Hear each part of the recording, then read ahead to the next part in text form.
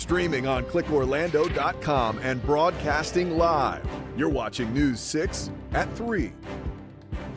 Good Tuesday afternoon, everyone, and welcome inside the News 6 newsroom for News 6 at 3 o'clock. It is your only local live newscast at this hour, bringing you the big breaking stories. I'm Ginger Gadsden. My name's Matt Austin. Glad you're with us. We do have some breaking news we want to update you on right now. We've heard about this big police presence in Winter Garden today, and we found out it has to do with the disappearance of a man. Yeah, your Orange County community correspondent Jana Manahalal has been working this story all day now. Jana, bring us up to speed. Yes, there was a large presence here from the Orange County forensics team. The response was so large, they had 9 different units out here, all focused on this area right behind me. The Oakland Police Department Chief Deputy Mike Bryant was able to confirm to me that this was in relation to a missing persons case from about 6 years ago. The response here was so large, though it definitely caused some panic for some of the neighbors here in the area. He did tell us that the search was for Tyler Green. Tyler Green went missing back in 2020.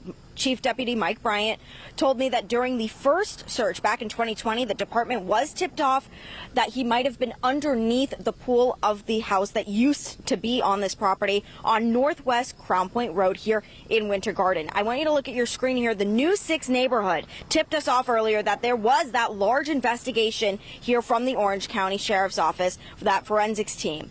At the time, it was unclear what they were searching for, but again, we did get that update that they were searching for Tyler Green. Chief Deputy Bryant told me that a second tip came in about Green roughly 2 weeks ago, saying he might have been buried underground of the property. The Oakland police team, they teamed up with the Orange County Sheriff's Office forensics team, where they sent out a canine unit to sniff around the area last Wednesday. He did say the dogs were able to pick up a scent, and that is why the forensics team was back out here digging up the dirt. Orange County did just confirm with us that they were unable to find any evidence linking to Tyler Green's missing persons case.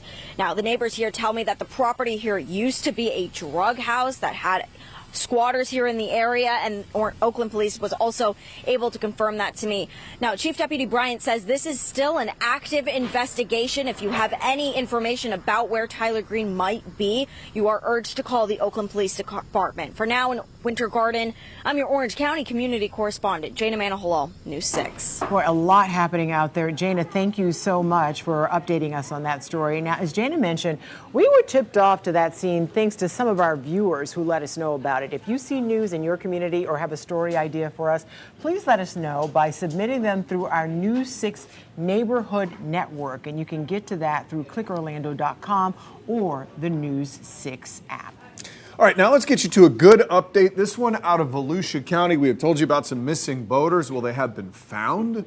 Miraculously, they're okay. Let's take a look. New Smyrna Beach Police posted these photos of 2 missing boaters we told you about as breaking news at noon. Both men on board were all right, despite being stuck at sea since 6 a.m. yesterday. That must have been a long night of sleep there. They were found about 25 miles offshore after their boat ran into some electrical issues. News 6's Mike Valenti is working on getting updates for this story. We're going to have the latest for you coming up in just about a half an hour. That's the crazy thing about boating, though. One little thing goes wrong. Yeah. Especially an electrical issue where all of a sudden you can't radio back to shore. Thank goodness this is the ending we're telling you about, though. Real trouble there, yeah. All right, well, the woman accused of driving drunk while she allegedly killed a Volusia County worker is going to stay in jail for a bit longer here. Talking about Deanna Harrell and her legal team. They were in a Volusia County courtroom today. Prosecutors were pushing a judge to hold her in jail until her trial starts. She's being charged with vehicular homicide, DUI manslaughter. Investigators say she was under the influence when she drove her truck right through a toll booth at the Dunlawton Beach ramp in Daytona Beach Shores. The worker inside, Tammy Jo Baker, was killed. A judge granted the prosecutor's request, and she'll stay in jail on no bond. We told you Volusia County reopened the beach ramp yesterday after crews replaced that destroyed toll booth and added safety measures around it. Your Volusia County community correspondent Molly Reed was in court. She's going to have more details for you coming up in the later newscasts. Yeah, that was a big breaking news story when it happened. And yesterday we had another big breaking news story coming out of the Azalea Park neighborhood. And we have some updates on that, what actually went down from yesterday. This all started after we got reports of a woman in her 70s being shot at a bus stop and then taken to the hospital, and we're told she was in critical condition at the time. The Orange County Sheriff's Office now tells us detectives believe the woman is now stable. Shortly after investigators cleared that scene, SWAT teams and deputies flooded a home just about a block away, and they were outside with their guns trained on that home for hours yesterday. The Sheriff's Office confirmed to us this morning that the home is related to the shooting. Officials say detectives are still investigating the case and didn't give us more information on a potential suspect here. We're continuing to press them for information and to get some answers for you. As soon as we learn more, we will definitely let you know, because that was a big story yesterday. Yes, it was. Now to a pretty dangerous story out of Osceola County, where a 17-year-old calls 911 saying her boyfriend was chasing her and a friend while pumping bullets into a car. Just such a dangerous situation. It came to an end after the suspect rammed into them, sending that car flying into a sheriff's deputy who was trying to reach them for help. Your Osceola County community correspondent Stephanie Rodriguez has the crazy details. Very lucky that this did not end up in a fatal situation. Kim Montez explaining how a 911 call turned into a huge crash just outside the Osceola County Sheriff's Office involving one of their deputies Monday night. We received a 911 call from a 17-year-old woman stating that she was a passenger in a vehicle, that her ex-boyfriend was chasing her. Inside the vehicle, she was with a male occupant, her friend. And as they were being chased, he was shooting at the vehicle. The 17-year-old's family told investigators that the two had recently broken up.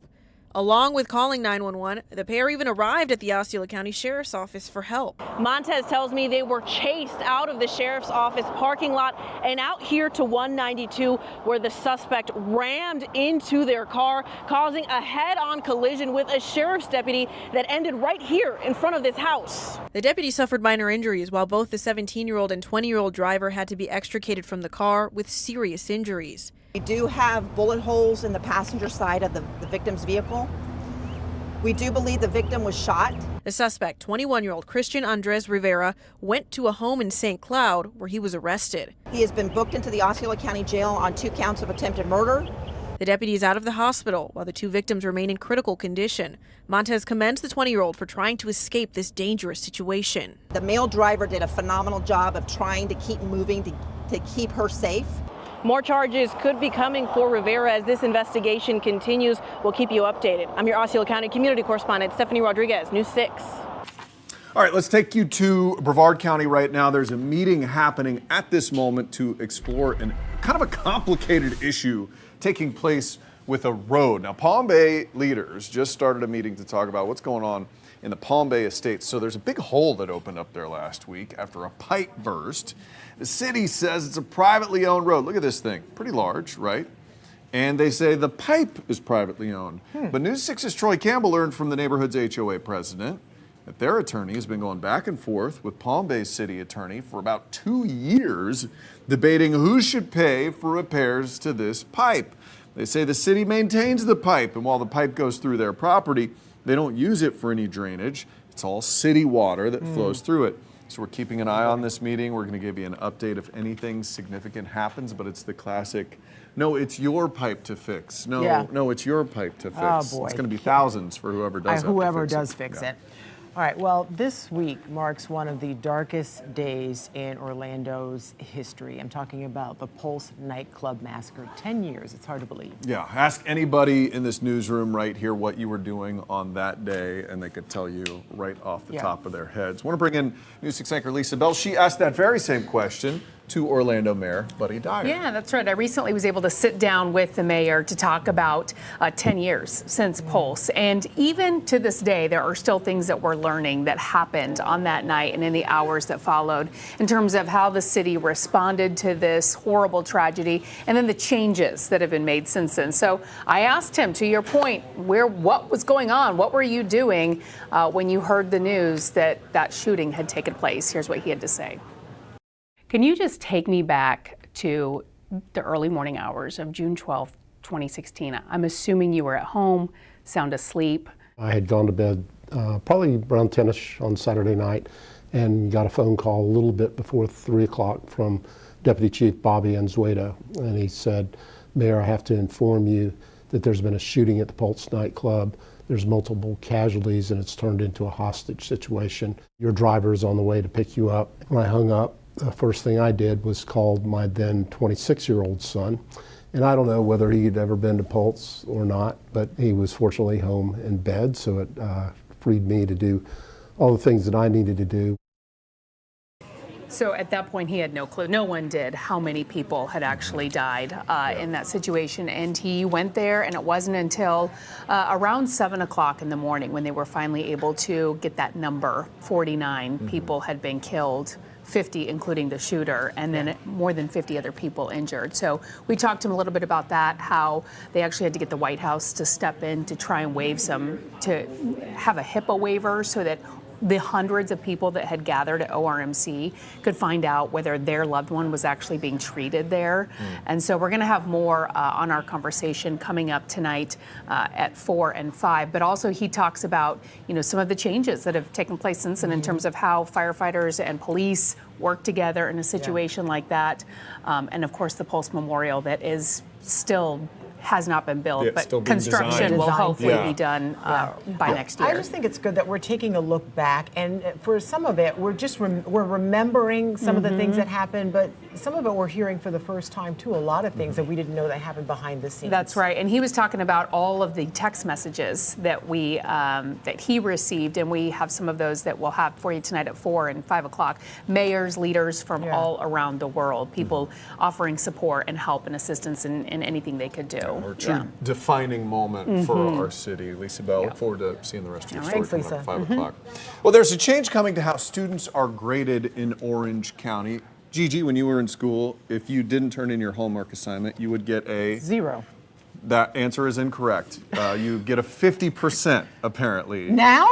Well, not anymore. They're changing that. My kids are in Orange County schools. I didn't even know this was a thing. So the school board, considering a change to its 50% grading policy, would allow students to receive zeros again on individual assignments, including homework and tests. But it would keep a 50% floor on the report card in the final grades. So currently, students cannot receive below a 50% on anything. I could have sworn I have a kid who's gotten a 0 or 2. Some of the board... You better check. Well, I might. I know you Apparently don't. it was a 50%. So some of the boards say that the change would promote accountability, address concerns. Some students are passing classes despite not finishing their assignments. The board is expected to continue the discussion later this month.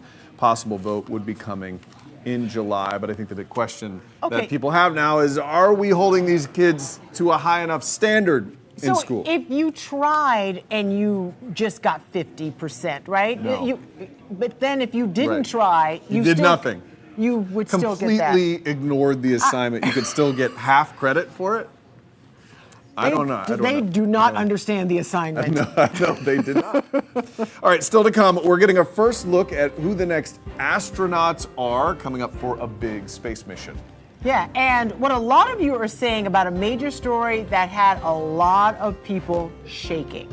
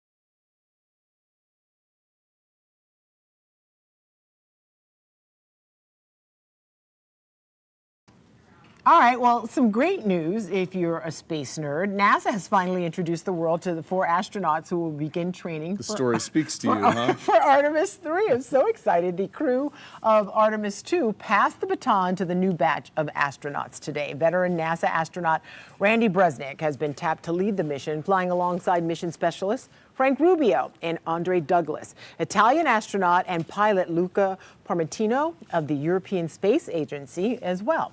And unlike NASA's recent historic lunar flyby, Artemis 3 will stay closer to home, orbiting Earth inside the Orion spacecraft for about 2 weeks on this mission. Their main objective, practice meeting up and docking with Blue Origin and SpaceX lunar landers, a precursor to the 2028 moon landing mission. This seems like the beginning of the future that we imagined as children. This seems like the very beginning of Earth's first Starfleet to me. All right, NASA hopes to launch Artemis 3 in mid-2027. As for the landers, they're set to practice with SpaceX's behind schedule. And of course, the launch pad Blue Origin needed to send it up to space was damaged in that explosion. That didn't go well. No, it did not go destroyed. Well, they're going to rebuild. So Blue Origin says they'll begin to rebuild as soon as cleanup is finished. I watched this presser, and it was really impressive. The sad part for me was they introduced a backup astronaut, and he just kind of walked, he waved, and then just was escorted off the stage. He was like, we're never going to hear from that guy again. You never know. I know, that's true. These people could get sick. That's true. Well, let's hope not. It's like when you have an alternate juror or something. Yeah, you step right in. Anyway. Well, the Artemis program is our topic of the day, so she got to nerd out and tell you a little bit about, the people who are going to be going up there. I'm always interested in the money. So $93 billion, that's what all of this is costing. So we want to know what you think about that price Space tag. is hard Take and a look. expensive, Matt. It is hard and it's very expensive. So here it is. Is it worth that $93 billion so far in taxpayer money to return to the moon? 60% say, yeah, exploration is key. And then 40% no, that is way too much money. Couldn't we have done it for, I don't know, 80? Well, okay, maybe we won't need to explore other heavenly bodies if we just take care of the rock we're on right now, but we're not doing that, so let's go. That's a conversation for another day. As we look up to space today, the biggest story from yesterday happened beneath our feet. Yeah, a lot of you were talking about that little shake that some people felt, others we felt nothing had here. no idea. Our social media sleuth DJ has what you're saying about it.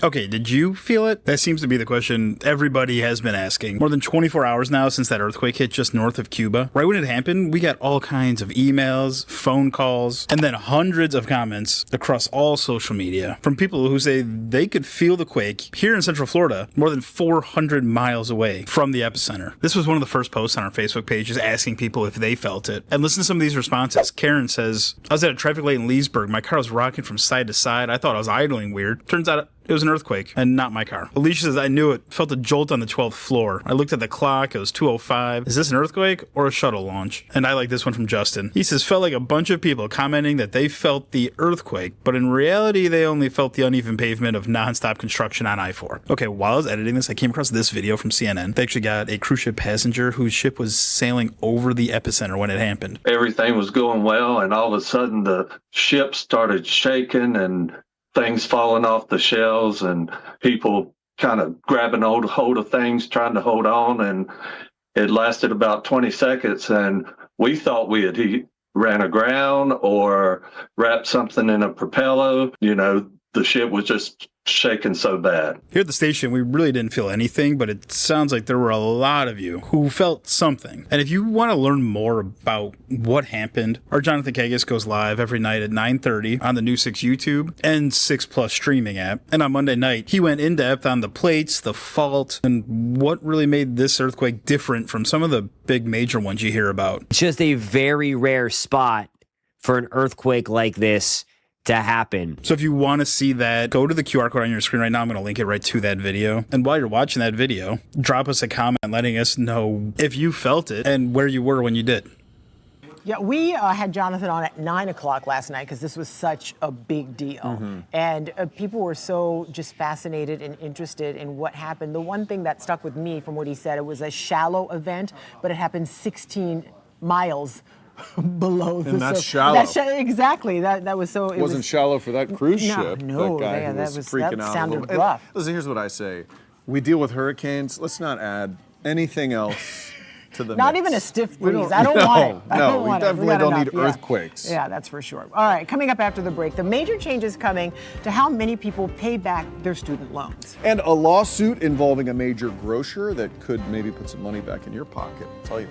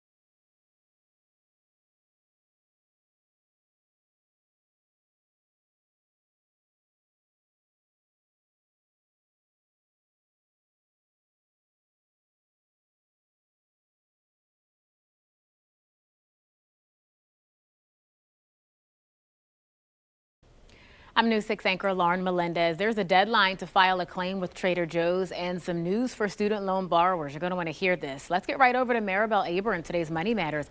Maribel, this has to do specifically with that SAVE plan. It does, Lauren. For millions of borrowers in the SAVE repayment plan, the big change is this. They will need to pick a new repayment option. So starting July 1st, some income-driven repayment plans will end or begin phasing out, including the SAVE plan, which bases monthly payments on income. Roughly 7.5 million SAVE participants will have 90 days to select a new plan. And if they don't, they'll be automatically moved into a standard repayment plan, which could mean higher fixed monthly payments. Other income-driven plans will continue. However, eligibility rules will shift and availability could tighten. Some Parent Plus and graduate loan borrowers may also see changes in what plans are available. Full details can be found on the Department of Education's website. You know, Lauren, for millions of borrowers, this could mean a very real change to their monthly budget. So if you're watching and have a student loan, verify what kind of repayment plan you have now. 1,000%. Their monthly budget and their quality of life, right? These aren't cheap. So Let's talk about Trader Joe's. They may owe some of us some money. This is good news. Trader Joe's may owe money. Today is the deadline to file a claim. The grocer has agreed to a proposed $7.4 million class action settlement over allegations some receipts expose portions of customers' financial information. Trader Joe's denies any wrongdoing. Eligible customers have until the end of today to file a claim on the Trader Joe's settlement website. The payouts could average around $100 pending court approval. And Lauren, $100 could fund a nice grocery trip. It certainly could. And the payout's the good news, not the information being leaked. I want to make sure we don't celebrate that. Maribel, thank you so much, as always, for the latest money and consumer news anytime. Head to our website, clickorlando.com. All right, still to come right here on News 6 at 3 o'clock. A bunch of kids are being forced to move schools. Why some say maybe it's for the best. Let's come on.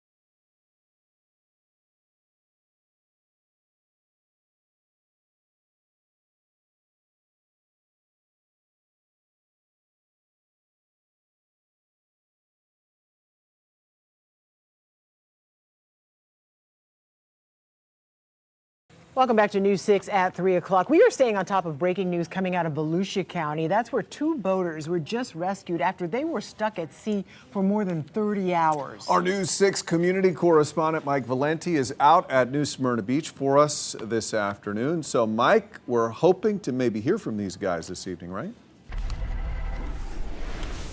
That Ginger, we're hoping to see them. That's why we are in position here at the Swoop boat ramp, because this is where the boaters' vehicle and their boat trailer are still in the parking lot. So we are assuming they'll be towed back here. We know that the Coast Guard did find them, as you said at the top. That's the most important thing. We're told they're in good health, and right now they're being towed back. We don't know if it's going to be back here to the Swoop boat ramp or to the Coast Guard station, but we do know, according to New Smyrna Beach Police, that they were found about 25 miles off Ormond Beach. They had left this boat ramp around 6 a.m. yesterday to do some fishing. And then 30 hours later, fast forward to today, they're being rescued after being found about 25 miles off Ormond Beach. We're told from a spokesperson from New Smyrna Beach that this was due to some kind of electrical failure. We don't have any details about how they spent the past 30 hours or so when they realized that they were in trouble and that the boat was not working. And that's why we're staying here, because we're hoping that maybe during this live shot I'd turn around and we could see them being towed by the Coast Guard and we could pose some questions to them. This is about a 25-foot vessel. Boat is named Dirty Oar. I want to make sure I'm enunciating that, Dirty Oar. So we're looking for that name on the side of the boat. I have Marco making sure he's keeping an eye out for that. So we'll let you know between now and the next time I'm going to be on air, 4 o'clock, if this boat is behind us. But the most important thing, those two boaters are in good health. You can see a picture on your screen. I think we have. They're smiling for the camera after they were found. And we'd love to ask them some questions about what this whole ordeal was like. I imagine it was quite scary at one point. Guys, oh, yeah, send it I back bet. to you. They're going to have quite a story or two to tell. And good job being very careful with the name of that boat. Mike, thank you very much. We'll check back in with you if those guys show up, and we can ask them some questions. Hundreds of middle school students are about to have their lives turned upside down after Lake County board members decided that they're going to be merging two schools. Yeah, we've talked about this story a lot. Oak Park Middle School in Leesburg will merge with Carver Middle, which is about 3 miles away. Our Ashley Garrett explains supporters say combining the campuses will give students more opportunities by expanding the number of special courses offered.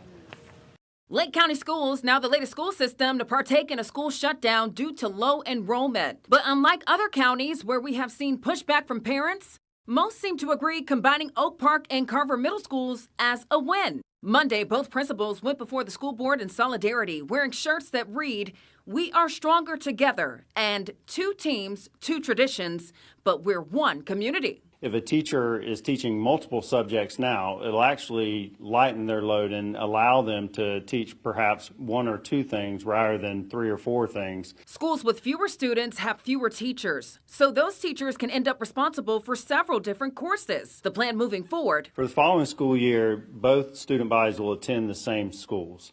But there will be some opportunities for students to come together and talk about the future and what they want the culture to look like once the merger happens the following school year. Construction kicks off at Carver next month, clearing the way for a larger media center. The merger is set to be complete in time for the 2027-2028 school year. Looking ahead, there will be talks among the schools that include school culture, colors, and a school mascot. Ashley Harding, News 6. All right, well, this next story looks like something that was in the movie Jaws, and it is unsettling. It is hard to watch. We do want to warn you, a man is in critical condition after a shark attack outside a U.S. Navy facility in the Panhandle. Again, it's hard to watch, and it's even harder to listen to, but take a listen.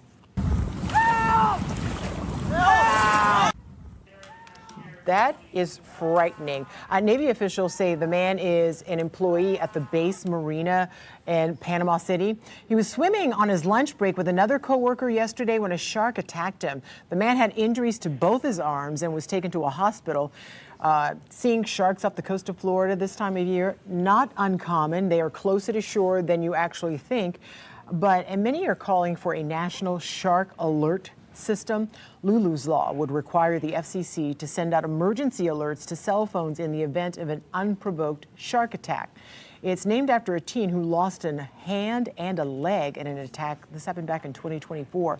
The bill has passed the House and Senate and awaits President Trump's signature. But just frightening. Glad he's okay. That was a large shark was involved in that. You could see just from the fin there. Well, a guy running from the law tried sort of a crazy maneuver. Let's take a listen to what happened here. Shots fired! Jeff, shots fired, shots fired, shots fired. So let me take you through how this went. This story takes us to Missouri. A state trooper there hits a fleeing suspect. You know, they do the pit maneuver there, you know, spin him out. As that car was spinning, the driver fires bullets at the trooper. So he's spinning in his car and shoots at the trooper. Wow. The bullet goes through the passenger Look at window. 3 more hit the side of the car. I mean, it was a close call, that one in the passenger window especially.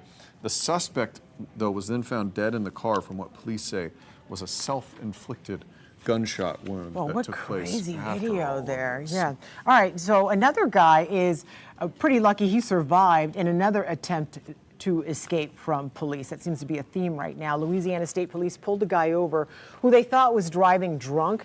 He ran off and jumped into a swamp. Turns out he wasn't don't alone do in that that. swamp. He met some swamp creatures, one in particular, an alligator that attacked him. You can see all the thrashing happening in the water right there. The guy was able to get away from the gator and run off, but he had injuries to both his arms. The sheriff's office says he kept running until a drone team spotted him. He was taken to the hospital. He is expected to be okay. He was then charged with DWI. After all that, On top of getting yeah. attacked by the gator. Don't jump into a swamp. We've had that happen several times where somebody is running from the You police just and aren't jumps making in good there. choices Yeah, at this no. point. The gators love to help with an arrest. Yeah. Well, we don't often have Rick Scott and Kanye West in the same news story. I But don't today, think we've ever had them in the same news story. This is a first for me. 15 years here at News 6. This is a first.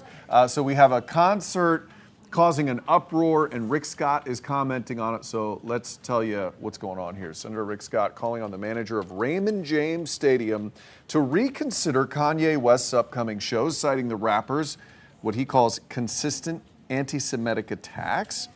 The senator referred to West's previous remarks toward the Jewish community, saying he openly praised Nazis, called himself one, and funded a Super Bowl ad to promote merchandise featuring swastikas. Now, Scott then questioned allowing the rapper to perform at a publicly funded venue, saying taxpayer dollars shouldn't be used to give a, quote, vocal anti-Semite a stage in Florida. Tampa Sports Authority did release a statement saying, in part, as a public agency, we follow the principles of free speech in operating our venue, although we do not condone remarks or actions for any artists that are offensive and divisive. As of now, West is scheduled to perform in Tampa on June 26th and the 28th. I mean, so I guess the still artists get happening. freedom of expression is what people are saying. He's That's an the artist. argument. Yeah. All right. Well, coming up, a heartwarming story in South Florida. A little boy getting to meet the first responders who actually brought him back to life. Alex Browning shows us the emotional moments. 911, what's the address of the emergency? It's a boy. He looked like he was drowning in the pool. He's on his back. They're giving him CPR right now. Chest compressions, mouth to mouth. The frantic calls for help May 24th, poolside in Lauderdale by the Sea. You can tell they're on their way behind me. You can tell fire rescue keeps got a pulse, but to keep the rescue going. The quick action of those good Samaritans resulting in this. So thank you. 5-year-old Tyler and his parents reunited with 2 of them who happened to be off-duty firefighters. The feeling as a father, as a parent, I'm just thankful. I'm forever thankful, forever grateful. Tion left Tyler with his adult brother and other family members at the edge of the pool as he ordered lunch at the bar. I see him. My other son, see him. But I guess the time I'm actually ordering our food, that's when I heard the noise. It was the worst day of my life. She kind of used her foot to bring it afloat, and we noticed it was Tyler. He was unresponsive, wasn't breathing, and didn't have a pulse. So I immediately started CPR. As Broward Sheriff's firefighter Broderick Espinoza performed compressions, Miami-Dade Fire Lieutenant Jesus Fuentes checked for a pulse. Tyler gasped for air. We reassessed for a pulse. He had a pulse at that time. He was breathing on his own. Tyler checked out of the hospital before heading home a few days later. Last week, he graduated kindergarten and is set to celebrate his 6th birthday next week. I appreciate you for reacting and saving my son's life. All thanks, his parents say, to his guardian angels that day. God shed a big light on him, and I'm thankful. Look at that cutie. So happy everything worked Good out. stuff. That's awesome. It's not all bad stories on the news. That's why yeah, exactly, especially here at 3 o'clock. All right, some stunning sights from space. Speaking of some great news and some beautiful views, look at this. NASA astronaut Jessica Mears shared this stunning time-lapse video captured from the SpaceX Dragon while it was docked at the International Space Station. This does not look real. The breathtaking display shows the southern lights, also known as the Aurora Australis. Experts say the recent solar flare helped create those vivid colors dancing across Earth's atmosphere. You see right there. Look at that. Looks AI generated. So it has a different name. It's not Aurora Borealis because it's in the south. That's what you're telling me. The southern lights are the same phenomenon as the northern lights or Aurora Borealis, Matt. The only difference is that where they appear, with the southern lights occurring over the southern hemisphere. You eager beaver. Sorry, I jumped ahead. I was having a question. I didn't know they were called a different thing. Yes, and different Fascinating. parts. What a But beautiful time lapse. So stunning. My All right, goodness. we're going to check out your forecast with meteorologist Jonathan Kegas coming up after the break. Plus, the plan to address a large animal problem that's now been put on the back burner. We'll talk about that coming up. This portion of the news is sponsored by Bill Ray Nissan Longwood. We do it the right way.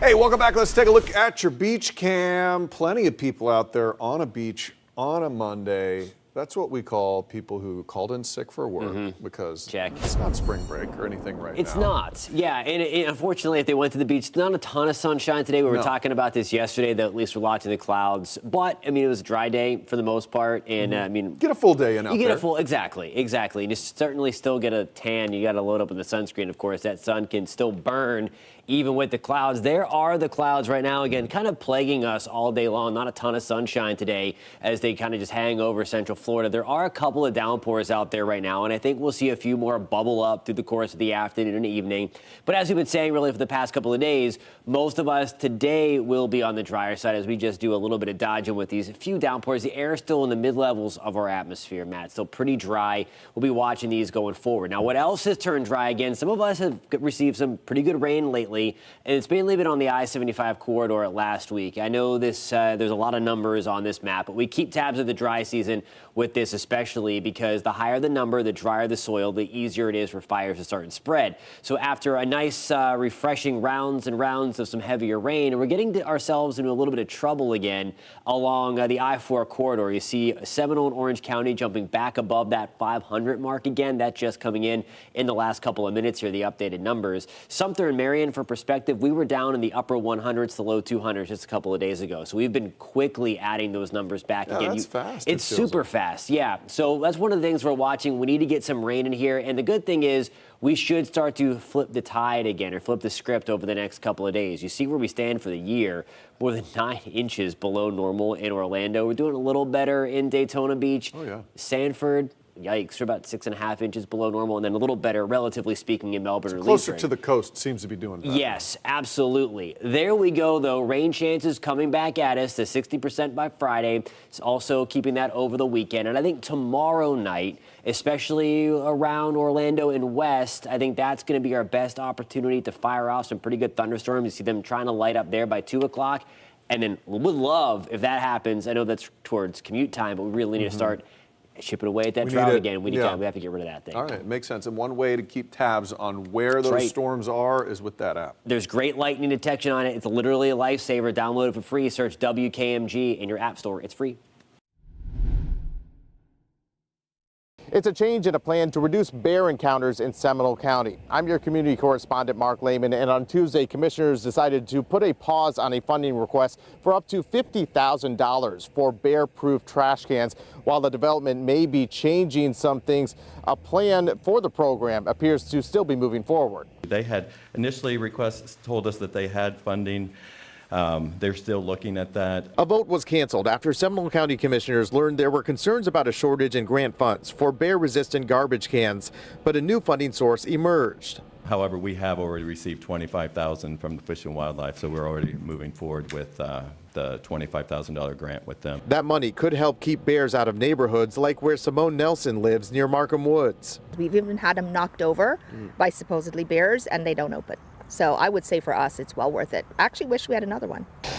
Now, this is the trash can we're talking about. Once the lid is closed, it keeps a bear from getting inside. It's basically been a requirement for anyone living west of I-4 if they want to put their trash out before 5 a.m. on collection day. Do you think this is something that helps, I guess, limit the encounters with bears? Very much, because if they come through and they know they're not going to get that trash, they're just going to keep rolling on through. In 2015, commissioners passed an ordinance requiring overnight use of bear-resistant bins for people in urban bear management areas.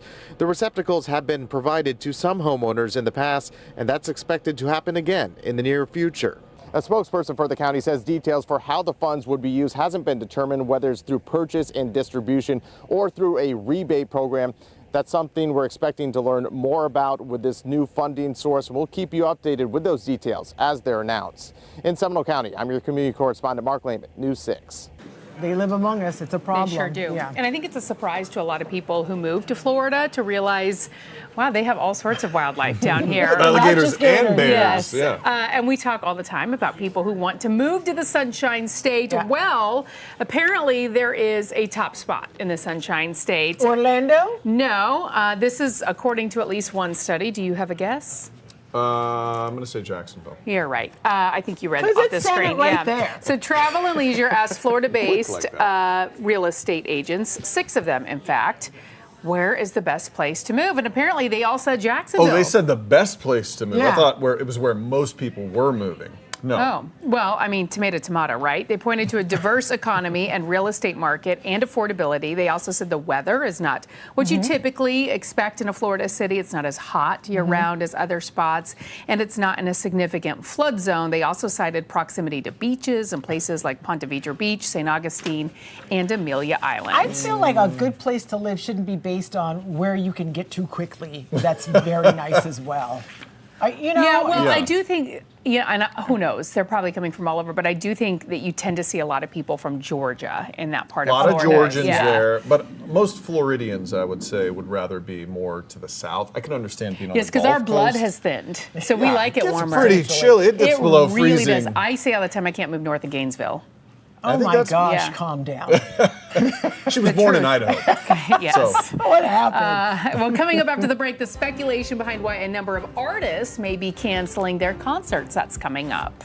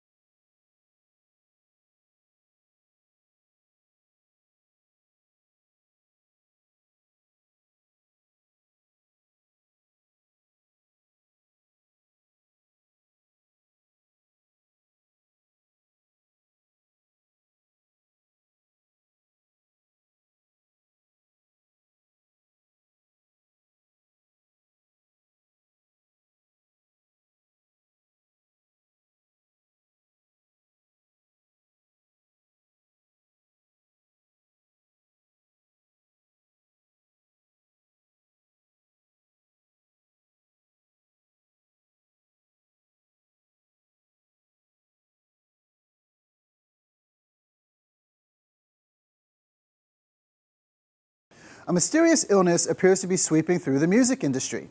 The symptoms? Canceled tours, postponed concerts, and disappointed fans. Social media has a name for it: Blue Dot Fever.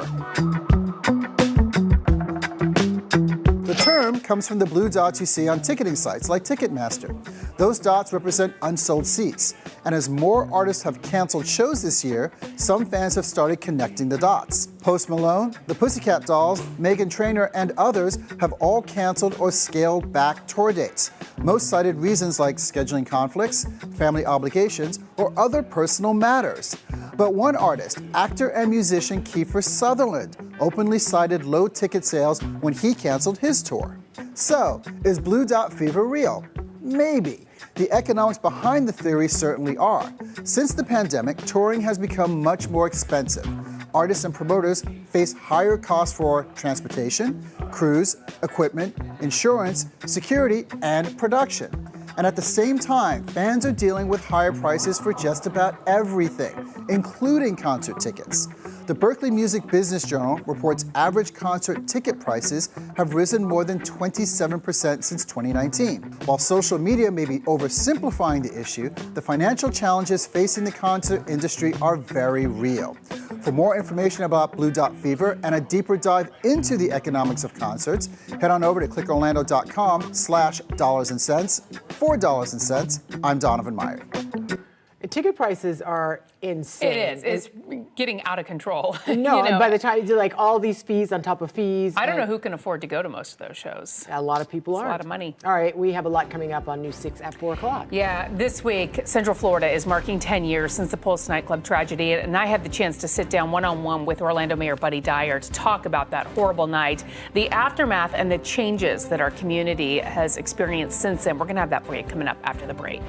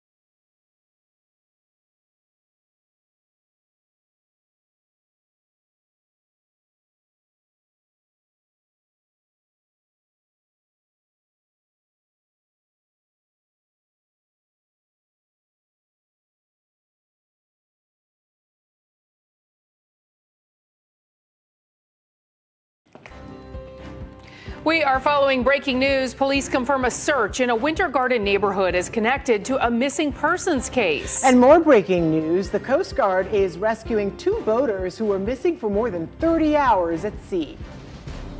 I'm Molly Reed in Daytona Beach, where the woman accused of drunk driving, plowing through a beach toll booth, killing the worker inside, and then driving into the ocean last week was just in court. We're going to tell you why she is now staying in jail before her trial and what the family of the victim has to say. I'm Catherine Silver in Seminole County, where leaders are bracing for a possible property tax overhaul while planning ahead for next year's budget, how it impacts the county and you. Streaming on clickorlando.com and broadcasting live. You're watching News 6 at 4. And we are staying on top of breaking news. News 6 has learned a big scene filled with crime scene techs digging up dirt is related to a search for a missing man. All right, so the man they are looking for, this is him. His name is Tyler Green. He disappeared 6 years ago. Today, investigators searched a neighborhood on Northwest Crown Point Road. That's when neighbors reached out to our News 6 neighborhood network to tell us something was going on out there. So we sent our Orange County community correspondent, Jana Manahal, to get some answers. That search from the Orange County forensics team was so large, it caused some of you in the News 6 neighborhood network to reach out to us and let us know that there was a scene happening right here on this lot. Now, this search, we did just learn from the Oakland Police Department, was related to a 6-year-old missing persons case for the individual named Tyler Green, who disappeared in 2020. Chief Deputy Mike Bryant for the Oakland Police Department told me during the first search, the department was tipped off that he might have been under the pool of the house that used to be on the property of Northwest Crown Point Road. But take a look at your screen here. There was a large Orange County Sheriff's Office forensic search taking place here. At the time, it was unclear what they were searching for. Chief Deputy Bryant did tell me they got a second tip about Tyler Green that came in about 2 weeks ago, saying he might have been buried underground of the property. Oakland Police team teamed up with Orange County Sheriff's Office forensics team, where they sent out the K9 unit to sniff around the area last Wednesday. He says the dogs were able to pick up a scent, and that is why the forensics team was back out here digging up the dirt. The Orange County Sheriff's Department did just confirm to us that they were unable to find any evidence linked to Tyler Green's missing persons case. So neighbors in the area did tell me that this property here used to be an old drug house, and Chief Deputy Mike Bryant did confirm that with me as well. Deputy Bryant says this search for Tyler Green is still ongoing. If you have any information about where Tyler Green might be, you should reach out to the Oakland Police Department. For now, in Winter Garden, I'm your community correspondent, Jana Manahal, News 6. All right, we mentioned it before, but we learned about this investigation because of viewers like you who sent in tips to the News 6 Neighborhood Network. Do you have a news tip we need to know about? Go to News 6 app or clickorlando.com and click Contact Us. Now to more breaking news. We are waiting to get our eye on 2 boaters who were missing for more than 24 hours in the Atlantic Ocean. Right now, the Coast Guard is towing their boat back to shore. Let's get right out to News 6's Mike Valenti, who is at the boat ramp in New Smyrna Beach, where these 2 guys took off from yesterday morning. Mike? Lisa, that's right. We are locked in position because we don't want to miss them if they do come behind us. We know that they're being towed by the Coast Guard as we speak. They were found about 25 miles off Ormond Beach, and we think they're going to come back here because this is where their truck and boat trailer are. They left from this boat ramp around 6 a.m. yesterday to do some fishing. They said they were going to go about 30 miles offshore. Fast forward to today, some 30-odd hours later, no one can get in touch with them, and they're considered missing. New Smyrna Beach Police are looking for them along with the Coast Guard, FWC. They find them about 25 miles off of Ormond Beach. Spokesperson with the New Smyrna Beach Police Department says that they believe this was due to some kind of electrical failure with the boat. But you can see that picture of those guys. They seem to be in pretty good spirits on that 25-foot vessel when they were captured in that picture. And now they're being towed back. We're told that not only are they in good spirits, they're in good health. We don't know what that time was like for them, how they spent the 30 hours or so, if they had enough food or water while they were waiting. We're hoping to ask them those questions, and that's why we remain here at the boat ramp. We don't know if they'll be brought here, the Coast Guard station. Of course, if we have any more concrete information, we will bring you the latest, but we are keeping our eyes peeled, looking at the water, seeing if they pop up. For now, we're live at the Swoop Boat Ramp. I'm News 6's Mike Valenti. Back to you. Glad to hear it seems like everyone is okay there, Mike. Thank you. We are following more breaking news right now. We have crews on the scene outside Gatorland, where there is a huge sheriff's office presence outside right now. You can see some deputies there on the scene. We do not know yet why crews were called to that area, but our crew is asking questions. The moment we get an update, we'll let you know. Well, the woman deputies say plowed through a Volusia Beach toll booth, killing the worker inside and driving into the ocean. will be staying in jail. Her defense team was supposed to argue for her to get bond today, but your Volusia County community correspondent Molly Reed was in court where it was a quick decision. There wasn't much of an argument, though. Deanna Harrell's defense attorneys agreed right off the bat that the prosecutors would have enough evidence to keep her in jail before trial, so she is staying in jail. The toll booth workers' family, though, they were also in court here, emotional seeing the alleged killer for the first time. My mom was the glue that held us together. Deanna Harrell entered the courtroom in orange and shackles, while Tammy Jo Baker's family watched on. I just wanted her to see part of the family that she affected for the rest of our lives. Baker's children describing that first moment seeing the woman accused of killing their mother. I was fine until it started, and then the heart starts thundering. But no, my mom was a wonderful woman. She was a strong woman. You know, she brought her Bible to work every day. Surveillance video from last Monday shows a black pickup truck speeding down the beach ramp and taking out the toll booth. Baker, who had just gone inside the booth, was killed on impact. The sheriff says Harrell kept driving down the beach but eventually got stuck in the sand. She's been charged with vehicular homicide and DUI. She wouldn't want me to have anger and hatred in my heart over this. At the same time, we would like to see justice done. Harrell will be back in court in 2 weeks for her arraignment. Baker's family tells me that they are now going to start pushing to have the Dunlawton Beach approach renamed after her, and they actually are going to meet with the county in July to discuss it. I'm your Volusia County community correspondent Molly Reed, News 6. Well, deputies now say a big scene outside of a home in Azalea Park is connected to a bus stop shooting that hurt a woman in her 70s. We told you about this as breaking news yesterday at 4 o'clock. This all began in the morning around 9 when deputies found the woman hurt on Egan Drive. That's right near Capehart Park. A few hours later, deputies then went to a home the next street over on Flanders Way and Faber Drive. They told us they were serving a search warrant at the time.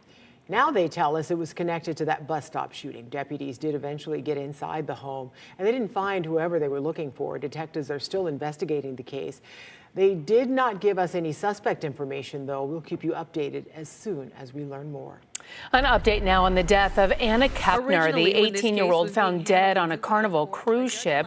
Federal prosecutors have filed new information in the criminal case against Kepner's stepbrother and are asking a judge to keep it secret for now. 16-year-old Timothy Hudson is accused of killing Kepner last year while on the cruise ship.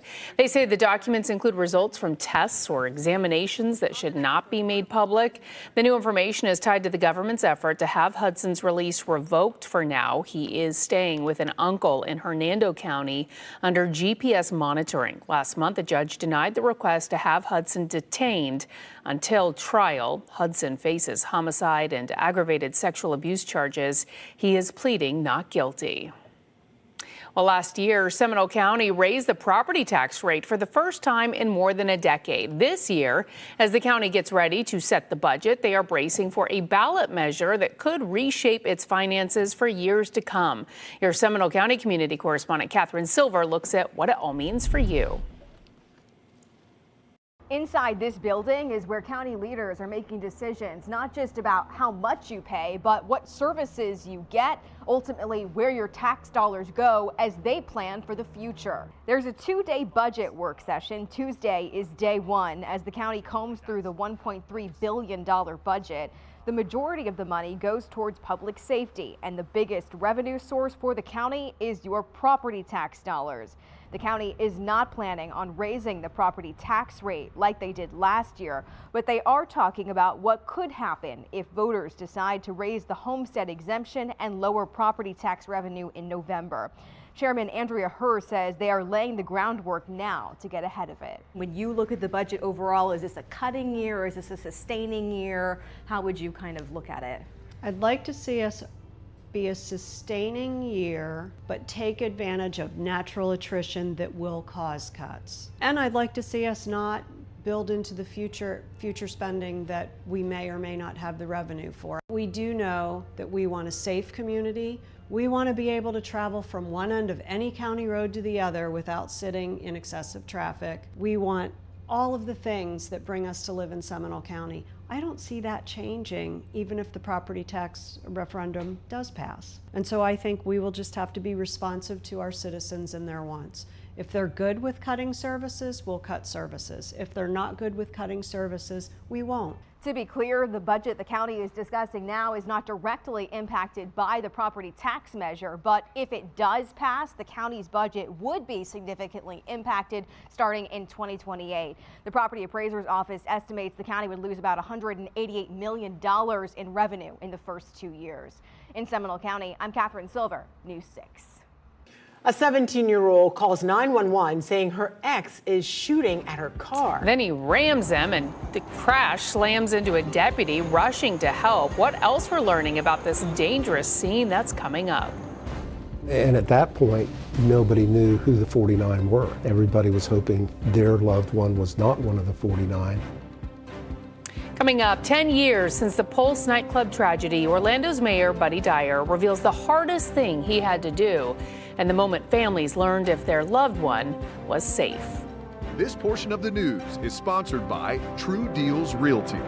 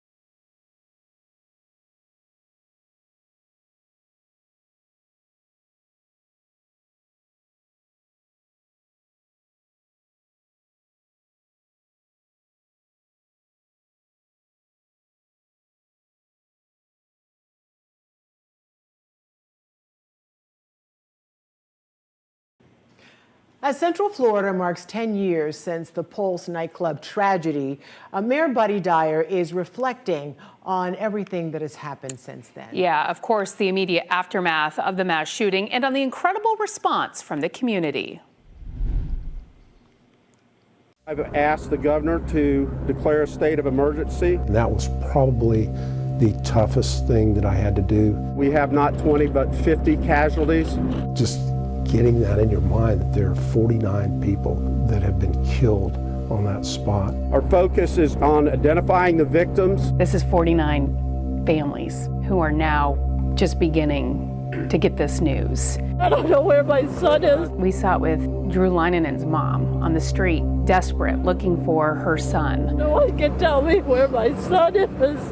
And at that point, nobody knew who the 49 were. Everybody was hoping their loved one was not one of the 49. One of the things that we had to do that morning was the White House helped us get a HIPAA waiver so that Orlando Health could tell the people that were there looking for their loved ones who the individuals were that they had and were treating. White House responded to waive those so that the hospital could communicate with the families. They came down and read the list of names of patients that were there in the hospital, and if your loved one was not on that list and was missing, he or she was probably on the other list, the bad list. They need a lot of blood, so. Probably my most vivid memory from the response was the lines of people wrapped around the building to give blood. It was my way of contributing. And that was just heartwarming. That was heartwarming. And people from around the world were sending whatever type of support they could send, including the president. So the White House had reached out to us immediately, probably by 9 o'clock. They said that day that they wanted to come, but they wanted us to tell them when it was appropriate. And it's not often that you get both the president and the vice president, and they were able to meet with a number of the survivors and the families. It's a good time for all of us to reflect on how we treat each other. Do you feel 10 years later we are in a better place in terms of unity and bringing about change?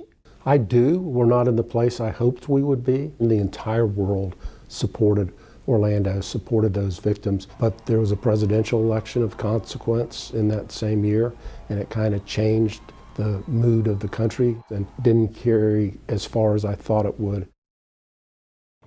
Now, we had a long conversation with the mayor. The Pulse nightclub tragedy forever changing the city of Orlando in multiple ways. And coming up tomorrow, we'll have more with Mayor Buddy Dyer on how that tragedy affected how law enforcement responds to situations like these, first responders and mental health resources in our community. So he has a lot more to say on that, as well as, of course, later in the week, we're going to be talking about the permanent memorial that they hope to have completed by the end of 2027. People have been waiting for a very long time. I like how you kind of look back at what happened with the tragedy, but how also this community responded in a way that we know we can respond to something as horrific as that. Yeah, and I have to tell you, it's been interesting because obviously we all lived through that.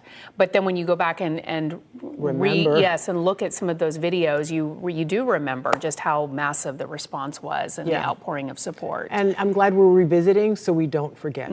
It's important. Yeah. All right, we do want to check in now with meteorologist Jonathan Kagas, who is standing by. We do have some green on the radar right now. Yeah, just a little bit out there. Certainly not going to help much, not help your lawn even. There will be a couple of downpours through the course of the evening, as we were talking about yesterday. Most of the action is right now out at sea. Some of that going to try to sneak on shore. We're seeing that a little bit on the north side of Daytona Beach. We have a few specks popping up in the northern half of Marion County. Otherwise, most of us are dry. But over the next couple of hours, a couple of stray downpours sliding through. And there is that downpour that we're tracking just on the north side of Daytona Beach, getting ready to come on shore. You can see the rain shaft there. Really cool shot here up the beach. Thanks to Joe Grennan, our director, for pointing out that nice little thunderstorm or downpour that's just, again, on the north side of the beach. 81 degrees is the current air temperature. And again, the airport already reporting that downpour nearby. The breeze is out of the east at about 10 miles an hour. Been kind of locked in the clouds for most of the day. You see a lot of sunshine, at least a lot of clear skies along the North Gulf Coast, where we have a lot of these clouds kind of streaming down. You can tell by the extra moisture, the humidity. We've been advertising that since our nice, comfortable stretch came to an end last week, that we would, unfortunately, if you don't like the humidity, crank up that humidity once again and bring back the moisture into Central Florida. We are at 86 in Sanford right now, a little toasty in Wildwood. Good evening. We are at 91. Palm Coast, we're at 84. Titusville, we are checking in at 88 degrees. Your forecast for tomorrow morning, a couple of notches warmer than this morning as we continue to pull on out again out of that refreshing feel from the weekend. Bushnell will start things off in the mid-70s. Titusville, we are back to 76. Holopog, good evening. Tomorrow, we are starting off in the low 70s. Back in the same ballpark as today. Again, maybe a degree or two warmer. I think we'll see a little less in the way of the widespread clouds early to give us a little more sunshine, but then that will help get a few more thunderstorms going, especially west of Orlando. So there we go at 93 in Wildwood tomorrow. New Smyrna, we are at 86. Rain chances bump up to 40%. I do think the best shot for rain going to be inland of the beaches tomorrow. Air temperatures back into the mid-80s. The rip current risk on the moderate side. Always make sure you're paying attention to the lifeguard. There's 5 to 6 o'clock. There are those few downpours that try to sneak on shore. Again, you see it there if you have plans this evening. Few and far between. Now tomorrow, different story. There's 5 o'clock in the morning. May have a few of these downpours again, try to sneak on shore right in the morning. And then everything by that point, by the afternoon and evening, should focus inside of the I-95 corridor to the west. That's 3 to 4 o'clock. You see scattered thunderstorms along I-75, more scattered thunderstorms closer to the Orlando area, back up I-4 toward DeLand, and then potentially a bigger sea breeze collision happening in between I-4 and I-75 tomorrow. That's 5 to 6 o'clock with scattered thunderstorms kind of lingering a little bit as we get deeper into the afternoon. Forecast again over the next couple of days looking pretty good. Rain chances go back on the rise. Tropical development and none expected over the next 7 days. We're in the lower 90s Thursday and Friday with those rain chances ramping up as you roll into your weekend. All right, Jonathan, thank you. A man is in critical condition from a shark attack near a Navy facility. The moments before the attack and the new calls for a national warning system. That's next.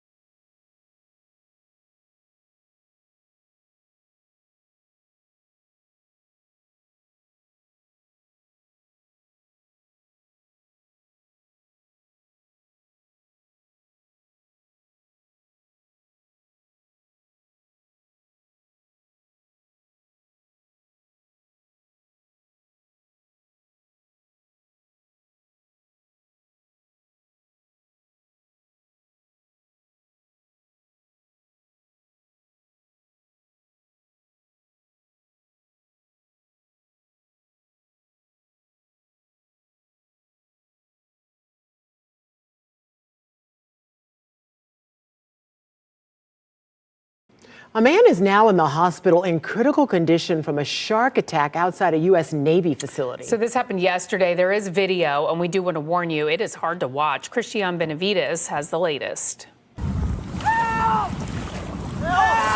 Terrifying video out of Panama City, Florida, appears to show a man fighting for his life as he is attacked by a shark. We just had a Signal 45 shark attack out at the Navy base. Navy Support Activity officials say the man, who is an employee with the Navy base Marina, was swimming during his lunch break with another co-worker Monday when a shark attacked him. The man sustained injuries to both of his arms and was taken to a nearby hospital where he was rushed into surgery. Officials say the other person was not hurt. Seeing sharks off the coast of Florida this time of year is not uncommon. It's why many are calling for a national shark alert system. Lulu's law would require the FCC to send out emergency alerts to cell phones in the event of an unprovoked shark attack. The bill has passed the House and Senate and awaits President Trump's signature. My best friend just started screaming, and she screamed, "Shark." We all just started swimming for our lives as fast as we could. It is named after teenage shark attack survivor Lulu Gribben, who lost her hand and leg in an attack in 2024. We spoke with her in April after Alabama became the first state to enact the process. Do you feel that this is a system that should be in place in more states? Yes. I think Alabama has a very small coastline, and if it was implemented in the whole United States, that would just be a dream come true. Cristian Benavides, CBS News.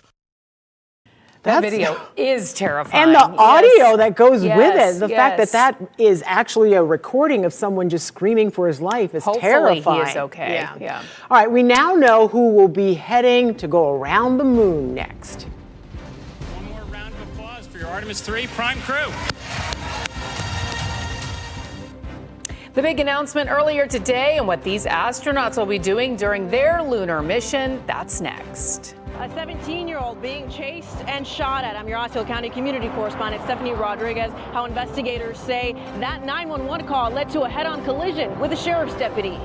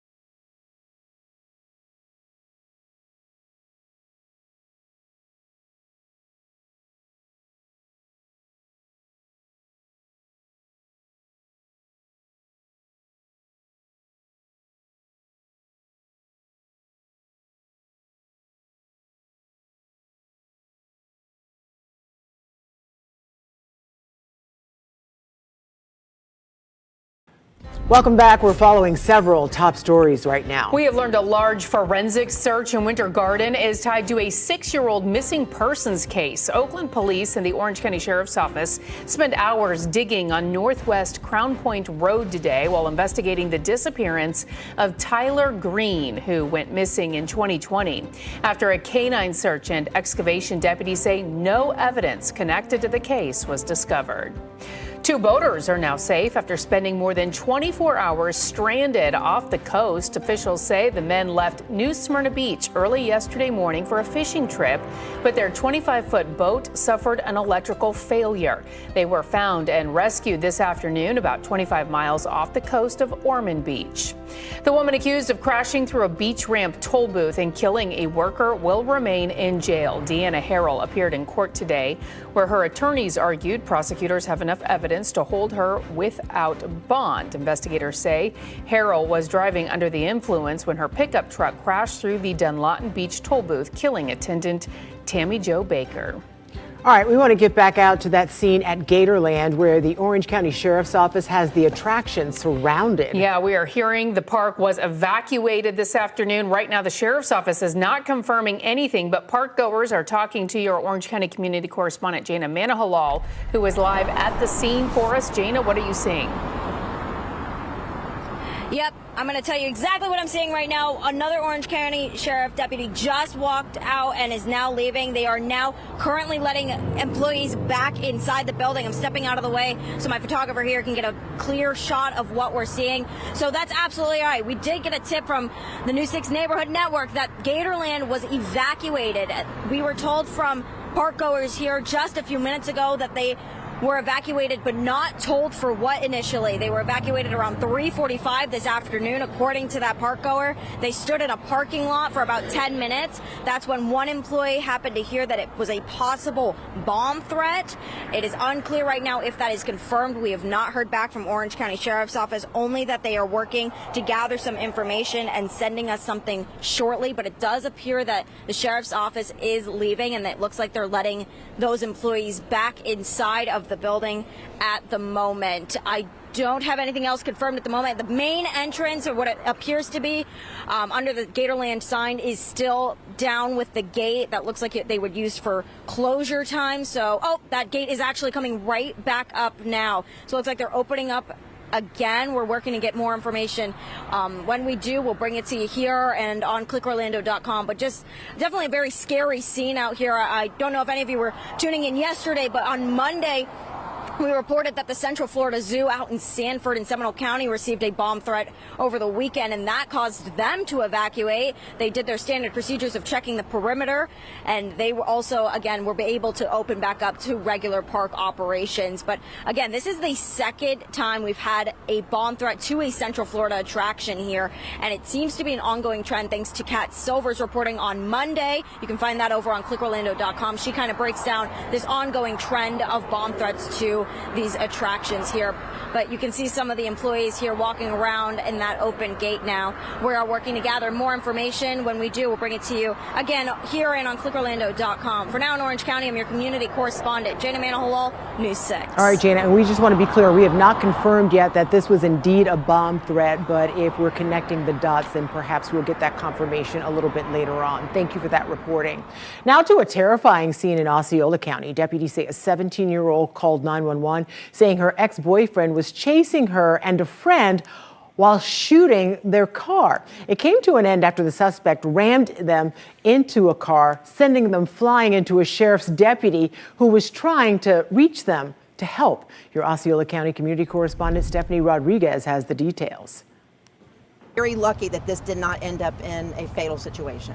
Kim Montez explaining how a 911 call turned into a huge crash just outside the Osceola County Sheriff's Office involving one of their deputies Monday night. We received a 911 call from a 17-year-old woman stating that she was a passenger in a vehicle, that her ex-boyfriend was chasing her. Inside the vehicle, she was with a male occupant, her friend, and as they were being chased, he was shooting at the vehicle. The 17-year-old family told investigators that the two had recently broken up.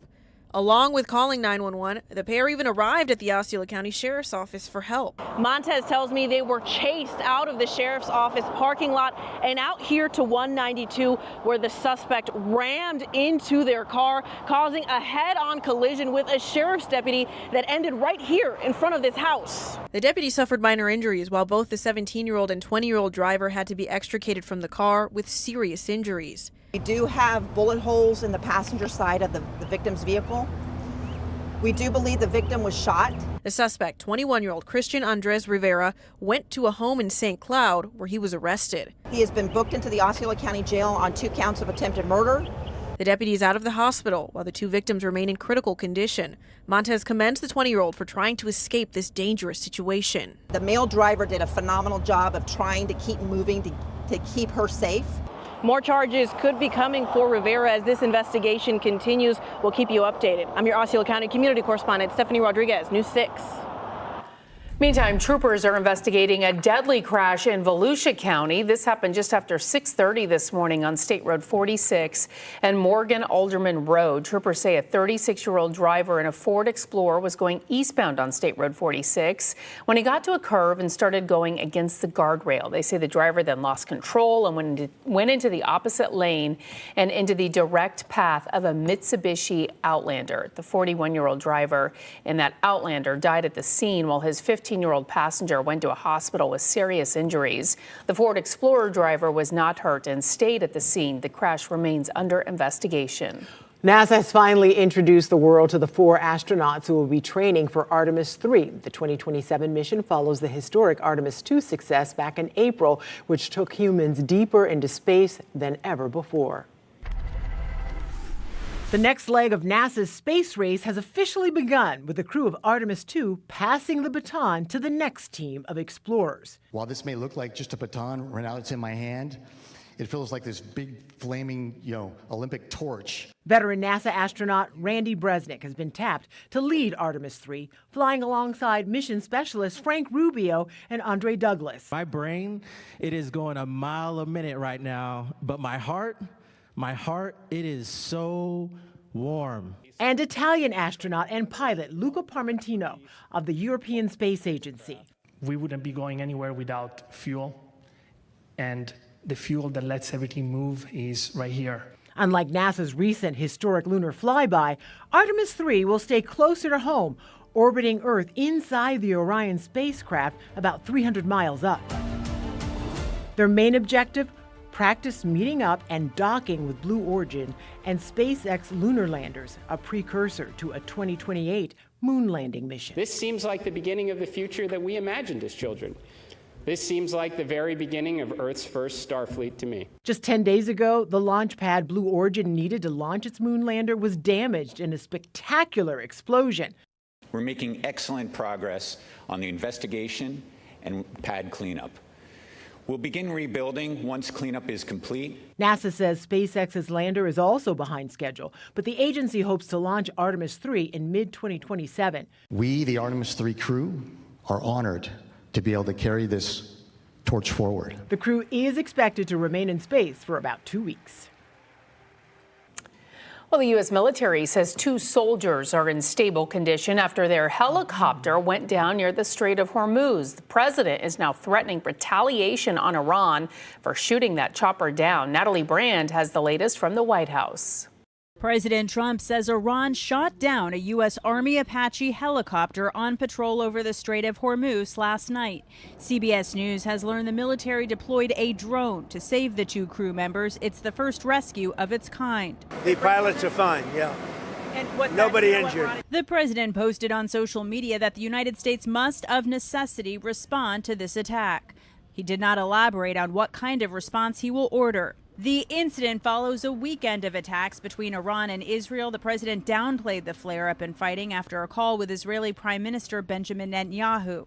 The incident follows a weekend of attacks between Iran and Israel. President Trump downplayed the flare-up in fighting on Monday after a call with Israeli Prime Minister Benjamin Netanyahu. He was hit, he hit back, and now they've called it quits, so they're Let's leave each other alone for another week or something. The president said late last night that peace talks with Iran were continuing smoothly and said an agreement could come in days.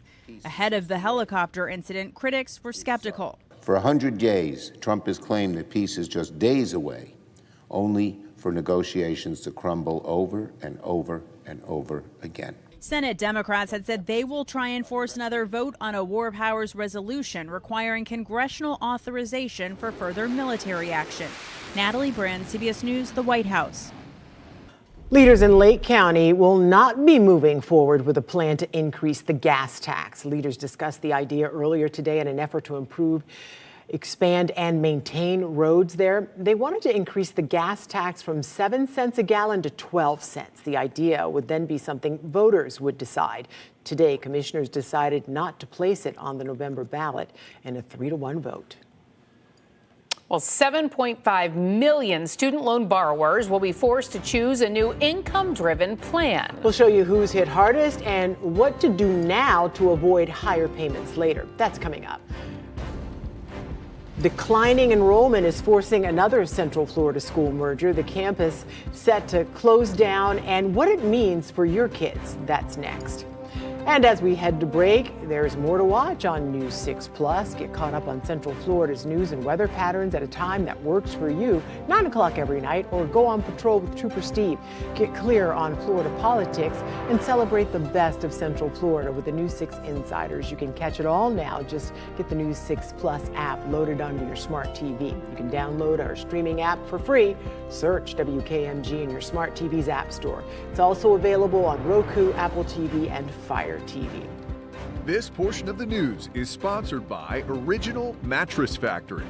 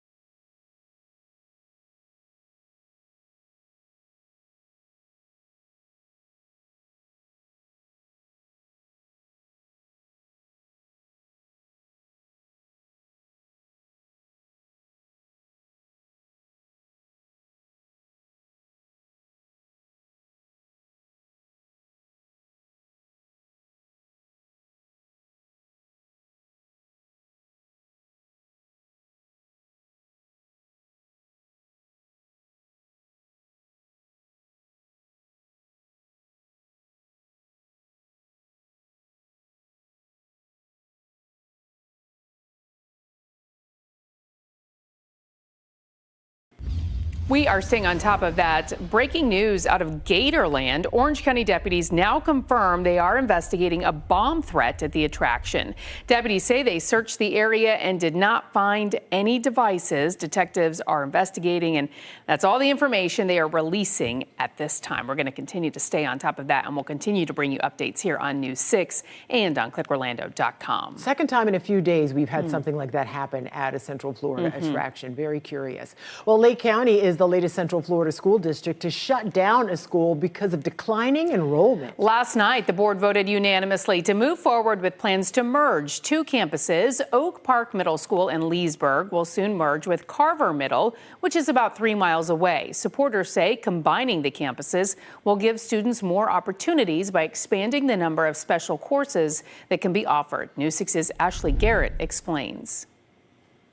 Lake County Schools, now the latest school system to partake in a school shutdown due to low enrollment. But unlike other counties where we have seen pushback from parents, most seem to agree combining Oak Park and Carver Middle Schools as a win. Monday, both principals went before the school board in solidarity, wearing shirts that read, "We are stronger together," and 2 teams, 2 traditions, but we're one community. If a teacher is teaching multiple subjects now, it'll actually lighten their load and allow them to teach perhaps 1 or 2 things rather than 3 or 4 things. Schools with fewer students have fewer teachers, so those teachers can end up responsible for several different courses. The plan moving forward: For the following school year, both student bodies will attend the same schools. But there will be some opportunities for students to come together and talk about the future and what they want the culture to look like once the merger happens the following school year. Construction kicks off at Carver next month, clearing the way for a larger media center. The merger is set to be complete in time for the 2027-2028 school year. Looking ahead, there will be talks among the schools that include school culture,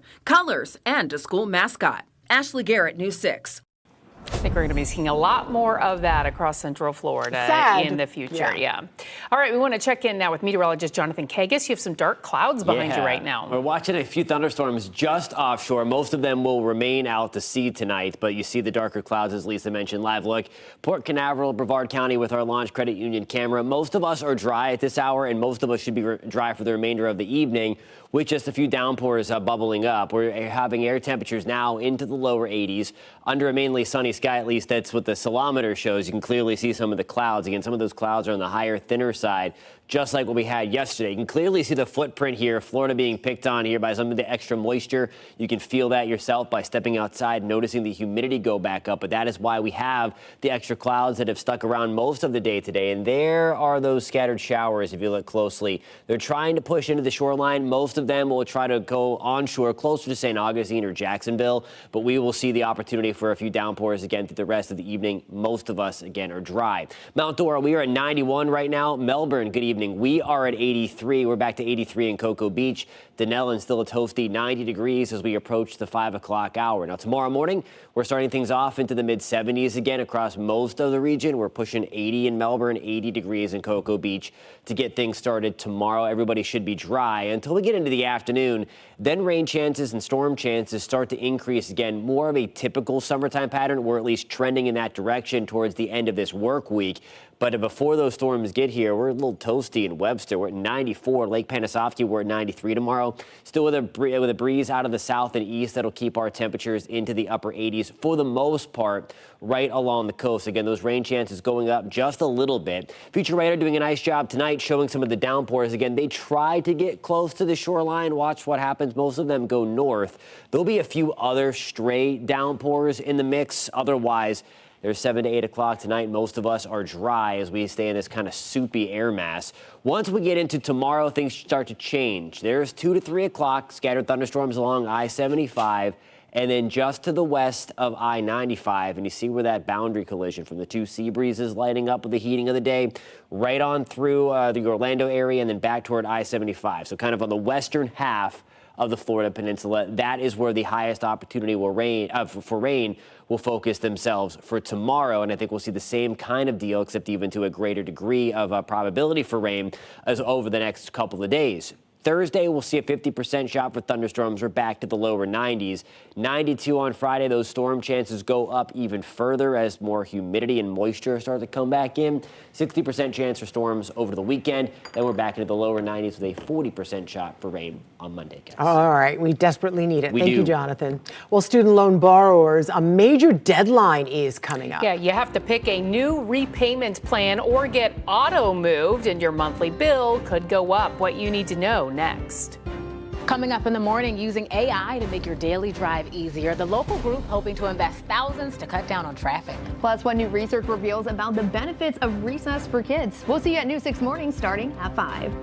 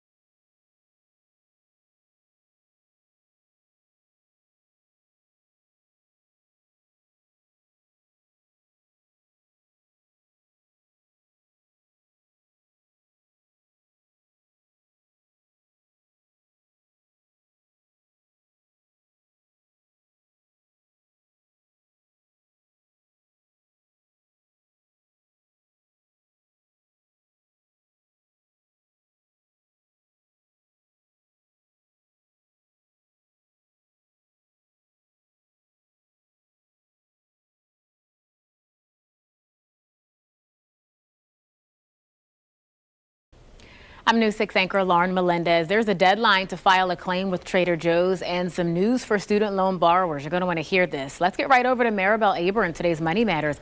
Maribel, this has to do specifically with that SAVE plan.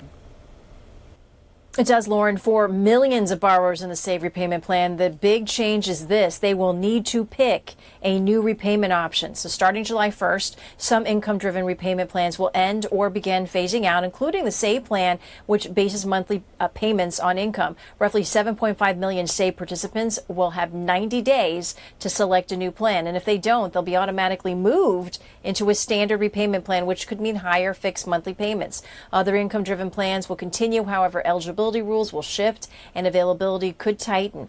Some Parent Plus and graduate loan borrowers may also see changes in what plans are available. Full details can be found on the Department of Education's website. You know, Lauren, for millions of borrowers, this could mean a very real change to their monthly budget. So if you're watching and have a student loan, verify what kind of repayment plan you have now. 1,000%. Their monthly budget and their quality of life, right? These aren't cheap. So Let's talk about Trader Joe's. They may owe some of us some money. This is good news. Trader Joe's may owe money. Today is the deadline to file a claim. The grocer has agreed to a proposed $7.4 million class action settlement over allegations some receipts expose portions of customers' financial information. Trader Joe's denies any wrongdoing. Eligible customers have until the end of today to file a claim on the Trader Joe's settlement website. The payouts could average around $100 pending court approval. And Lauren, $100 could fund a nice grocery trip. It certainly could. And the payout's the good news, not the information being leaked. I want to make sure we don't celebrate that. Maribel, thank you so much, as always, for the latest money and consumer news anytime. Head to our website, clickorlando.com. News 6 at 5 is next. Anchor Matt Austin is in the newsroom with what's ahead. Well, a Central Florida family says a police encounter turned deadly, and now they want accountability. Coming up, the new federal lawsuit filed today and why the city says the officers' actions were justified. Plus, we're staying on top of breaking news at Gatorland now that an evacuation order has been lifted. Your Orange County community correspondent, Jana Manohalal, is on the scene right now. She'll have a live update for you in just a couple of minutes. Your forecast is also minutes away. You can see some clouds off in the distance there. Overall, pretty nice beach day. Is it going to stick around, though? Don't forget, you can stream all of our newscasts and live cameras like this look at Daytona Beach for free anytime on News 6 Plus. We'll be right back.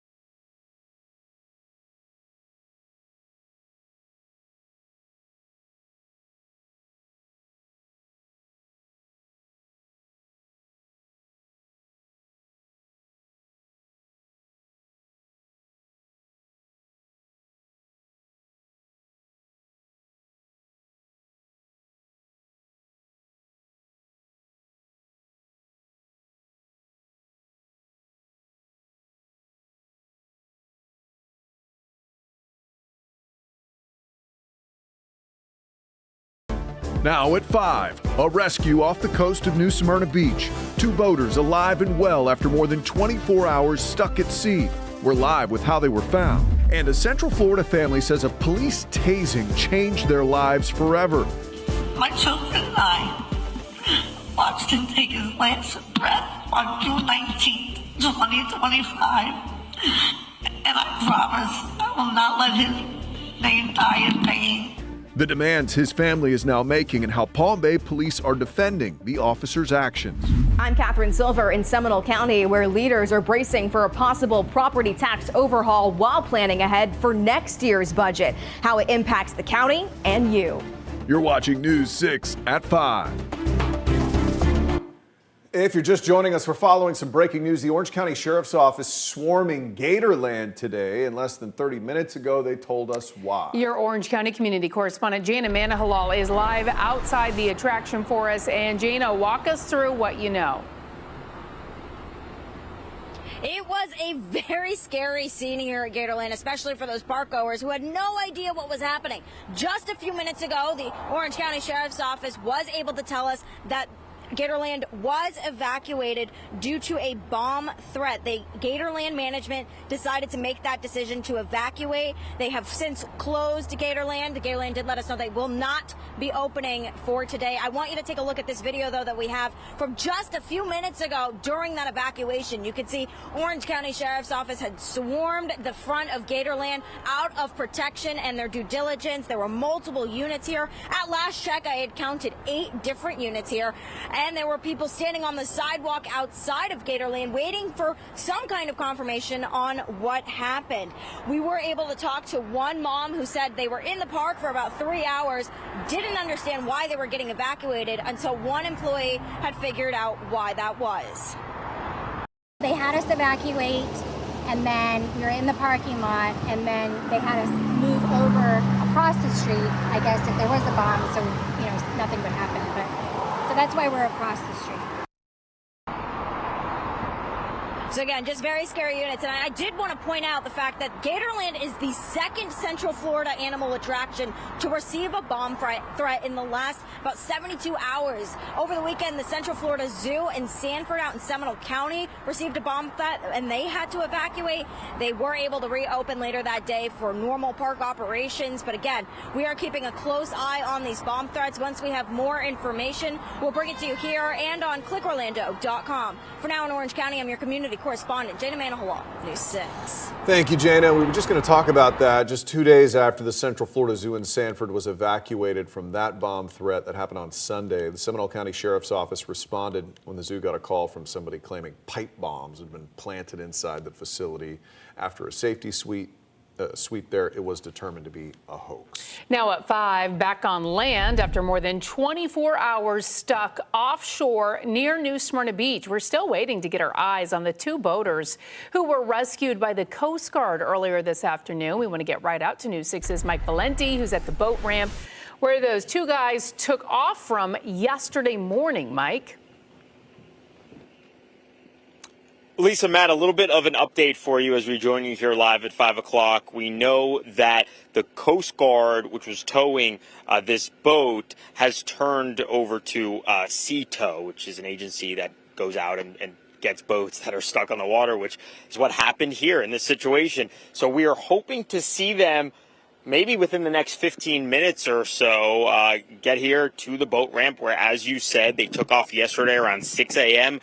These 2 guys were doing some fishing. They were going to go about 30 miles offshore. Fast forward to today, about 30 hours later, New Smyrna Beach police tell us they're involved in this search for those 2 boaters, along with FWC and Coast Guard. They find them about 25 miles off of Ormond Beach. They said that there was some kind of electrical failure with the boat. So we don't know what those moments were like when they realized that the boat was failing, and then what the subsequent time was like afterwards when they were just out at sea, kind of helpless, not sure when or who would find them. So we're hoping to ask them those very important questions. Most important thing is that these two boaters seem to be in good spirits. You can see that picture where they're waving towards the camera, and we're told they're in good health. We will, of course, keep you updated if we see this boat, this 25-foot vessel, appear behind us, and we'll join you back here live. For now, we're live at the Swoop Boat Ramp in New Smyrna Beach. I'm Mike Valenti, News 6. All right, Mike, thank you. Well, we're hearing from the attorney for a woman once accused in a deadly I-4 wrong-way crash. They filed a new civil rights lawsuit after investigators dropped all the charges against her. Lindsay Isaacs is now demanding a jury trial, claiming troopers failed to follow procedures after that 2022 Volusia County crash. 3 people died in it, including a Flagler County deputy administrator and his wife. That lawsuit claims 2 FHP sergeants accusing them of ignoring evidence and claiming there was damage to Isaac's car that led to her arrest. Charges were later dropped after a higher-level FHP review found key evidence was missed and identified Elisa Montalvo as the suspect instead. We spoke with Isaac's attorney, who says they're pushing for accountability because Isaacs is still living with the trauma of being wrongfully accused. Lindsay is frankly broken. She is enduring post-traumatic stress disorder, as you can imagine, one in her position would. She's suffered greatly and will continue to suffer and is in need of and receiving medical care. But this is going to persist likely forever. Something like this just completely destroys a person's perspective on life. So Isaacs and her attorney were expected to meet with a representative from the Florida Attorney General's office today in Tallahassee. Meanwhile, Elisa Montalvo, that's the woman accused in the deadly crash now, she remains in Volusia County Jail on no bond. New at 5, a Winter Garden police sergeant is now facing stalking and computer crime charges after being arrested by Apopka police. Investigators say Brian Stubbs was taken into custody early this morning in Orange County and booked on multiple charges, including stalking, invasion of privacy, and unauthorized access of a computer device. According to the arrest report, Stubbs used tracking methods and electronic devices without consent. Winter Garden police say he has been placed on administrative leave with pay, while the criminal case and internal review move forward. Well, today, the family of a man who investigators say was tased multiple times by police before falling from a fence and breaking his neck announced plans to file a federal lawsuit against the city of Palm Bay and several other police officers. The lawsuit stems from a 2024 encounter. Prosecutors say Thomas Farley was tased while running from officers. His family says the fall left him paralyzed and he died nearly a year later from his injuries. News 6's Tylisa Hampton joins us now live from the newsroom with more on what his family and their lawyers are pushing for. Yeah, Attorney Ben Crum says this police encounter with Thomas Farley was excessive use of force, leading them to file this federal civil rights and wrongful death lawsuit against the city of Palm Bay over what they call a fatal tasing. It was back in June of 2024. Farley and his friends were accused of loitering outside a gas station and ran away from officers. Farley's family and lawyers say that he was tased 6 times, which eventually led him to fall from a fence. The complaint also alleges that fall broke Farley's neck and left him paralyzed from the mid-chest down before dying from his injuries nearly a year after. It also alleges that officers' use of a taser against Farley was unlawful, adding he was not armed or a threat. I'm the mother of Thomas Farley.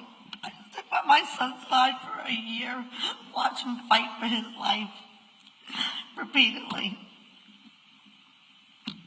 My children and I watched him take his last breath on June 19th, 2025. And I promise I will not let his name die in vain. I did reach out to the city of Palm Bay and its police department for comment. The police department did not have a new comment to make, but instead referenced me back to their 2024 statement mentioning that Farley refused to comply with multiple commands to stop running away from officers. It also mentions that a complete review was done and found that the officer legally and justifiably used his taser. We'll make sure to keep you updated at home on this lawsuit as it makes its way through federal court. And to be sure to click on our website, clickorlando.com, for any other updates. Reporting for News 6, I'm Talisa Hampton. Back to you.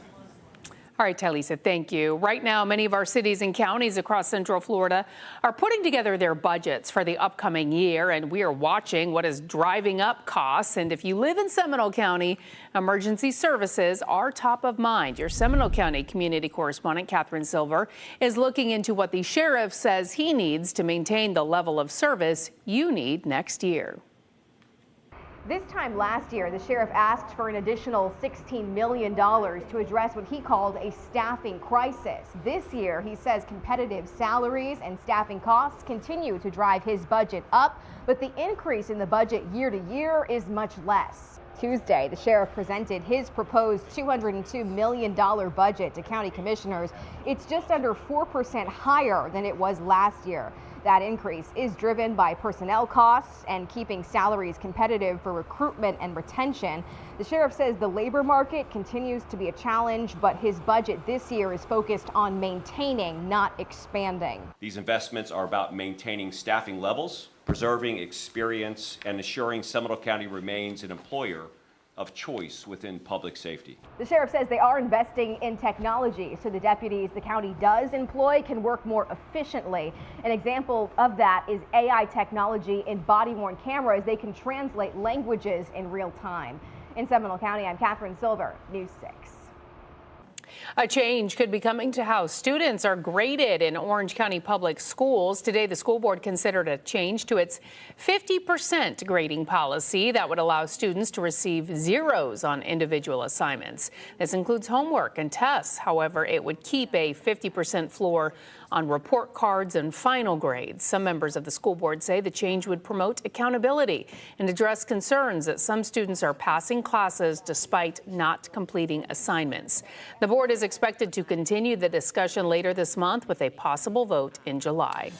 New at 5, we're now hearing from the city of Orlando after two popular International Drive arcades are told they can no longer operate 24 hours a day. Arcade Time Orlando posted this message online saying the city directed the business to immediately end its round-the-clock hours. The arcade now closes daily at 3 a.m. while the owners are working to try to bring back those 24-hour operations. We reached out to Orlando about while this is happening. The city sent us this statement saying, in part, Arcade Time was operating without the proper approvals for an arcade and was still using conditions from a previous nightclub license that required a 2 a.m. closing time. The city also says Arcade Monsters, which is also on International Drive, was denied a request to operate 24 hours.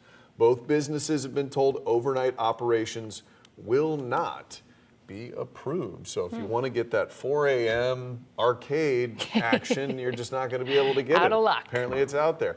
Disney Magic is helping to save sea turtles far from the spotlight. Yeah, after Florida's powerful cold snaps left hundreds of sea turtles stranded, a special rescue effort quietly took shape behind the scenes at Epcot. This is the best part of my day. Coming up, the rare look inside Disney's Sea Turtle Rehab Program. Jonathan. Really cool stuff. That cold snap is long gone, of course. We're talking about the heat and humidity coming back, moisture giving us extra clouds. Eventually, it's going to lead to thunderstorm chances on the rise. We're going to pinpoint that part of your forecast coming up at about 5:17.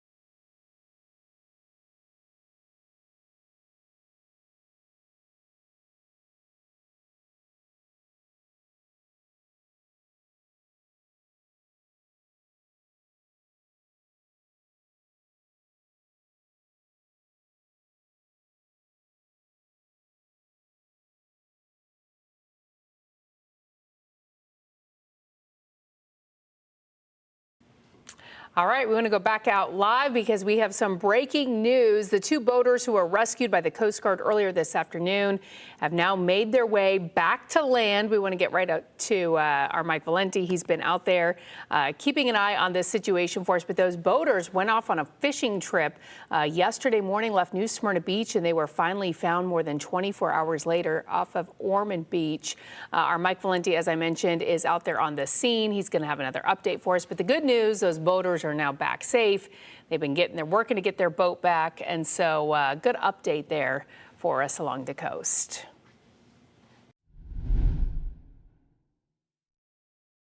You may remember earlier this year, Florida experienced several major cold stun events.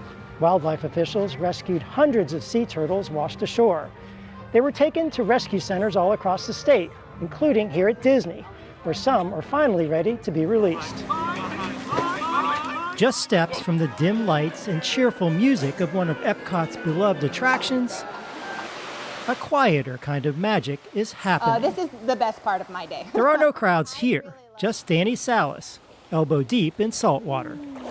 She's sweet-talking a stubborn green sea turtle named Finnegan. This is our tiniest one, so he is very light. It's time for his weekly weigh-in. 2.15. You're gaining weight, buddy. He's one of about 10 green turtles rescued from Brevard County when a March cold front blew through.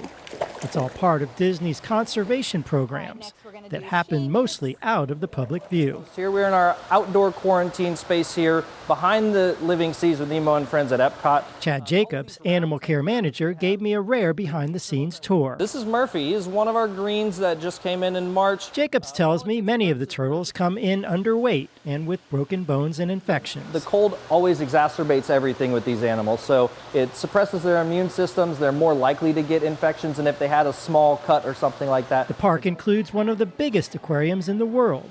That equipment, knowledge, and infrastructure help support the rescue programs. Prancer is our spiciest, and he happens to have a very large part of my heart. Still, some may be here for months. I like because he's spicy in the front and peaceful in the back. Time enough for Salas to get to know their personalities.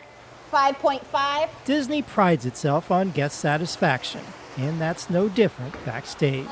Being able to affect positive change and being able to share the stories of the animals that we care for is really what makes me really proud to be here every day. At Disney's Epcot Center, Paul Giorgio, News 6. I never even knew that they did existed that at there. Epcot, yeah. Good stuff. All right, turning now to your weather after several drier days across central Florida. Rain chances starting to make a comeback. With a few spotty showers possible along the coast as we take a live look right now over Daytona Beach. Meteorologist Jonathan Kagas has been tracking those showers for us. I know my lawn is a little crunchy right now, Jonathan. They are close. We could use those downpours indeed. Most of those are going to go parallel to the shoreline tonight. You see them kind of working from south to north. Every now and then they're going to sneak on shore, mainly along the Atlantic beaches. A few try to bubble up for the next couple of hours inland, but by and large, most of these we're going to be on the drier side, as most will stay out to sea. There's a cool shot there of one of those downpours I just showed you on radar just out at sea. That is a live look in Daytona Beach out over the Atlantic Ocean tonight, as again most everything going to remain off the beaches.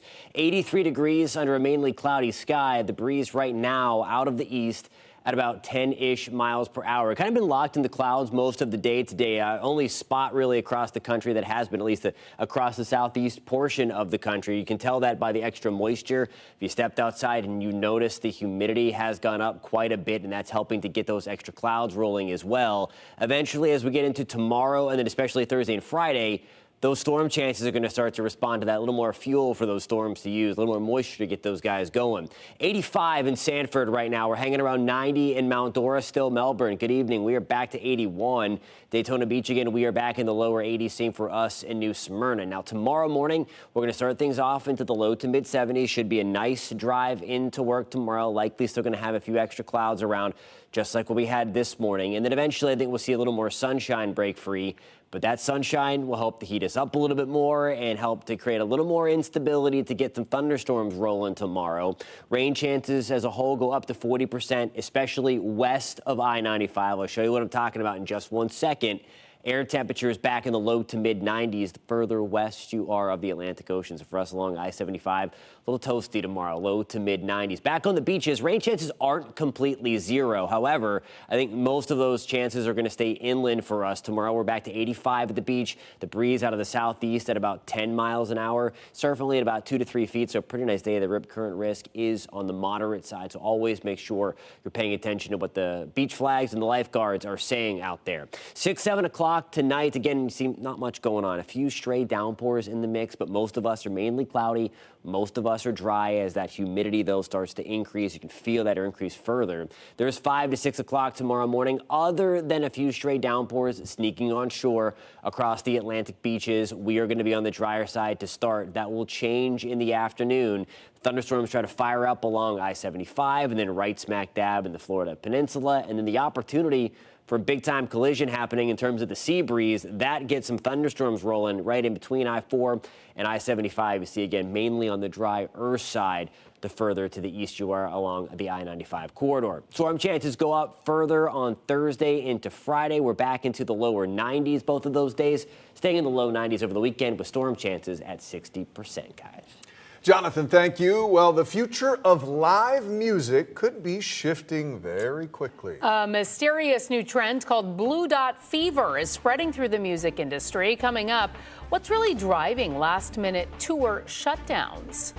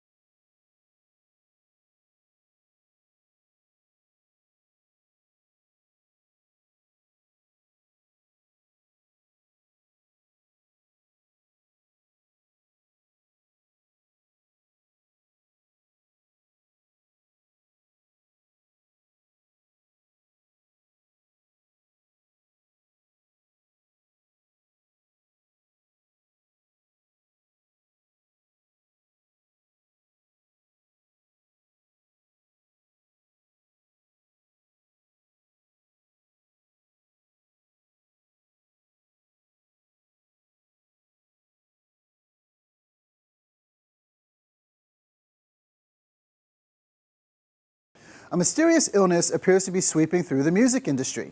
The symptoms: canceled tours, postponed concerts, and disappointed fans.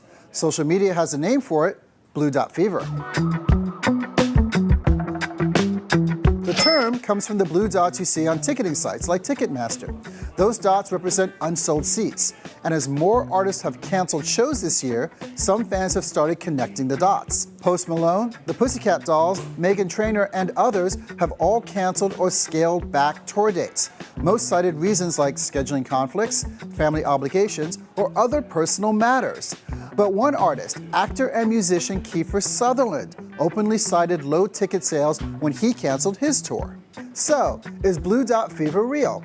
Maybe. The economics behind the theory certainly are. Since the pandemic, touring has become much more expensive. Artists and promoters face higher costs for transportation, crews, equipment, insurance, security, and production. And at the same time, fans are dealing with higher prices for just about everything, including concert tickets. The Berkeley Music Business Journal reports average concert ticket prices have risen more than 27% since 2019. While social media may be oversimplifying the issue, the financial challenges facing the concert industry are very real. For more information about Blue Dot Fever and a deeper dive into the economics of concerts, head on over to clickorlando.com/dollars and cents. For Dollars and Cents, I'm Donovan Meyer. Well, the next chapter of America's space race is taking off. Coming up, who NASA has revealed for the crew for Artemis 3.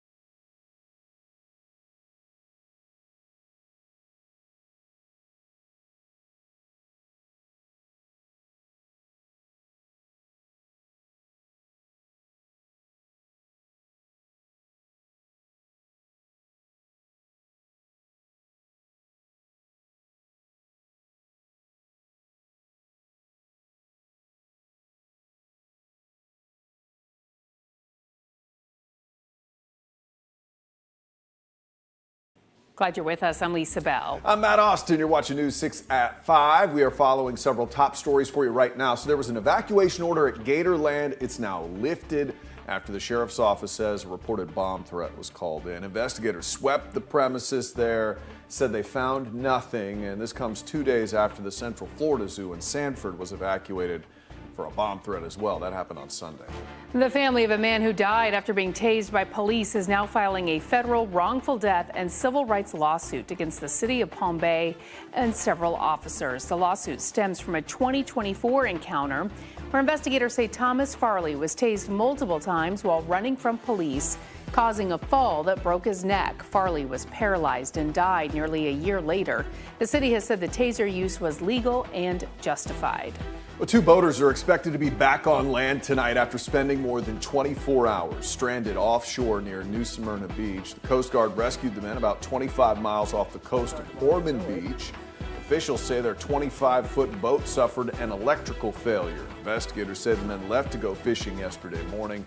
They were found safe and in good health this afternoon.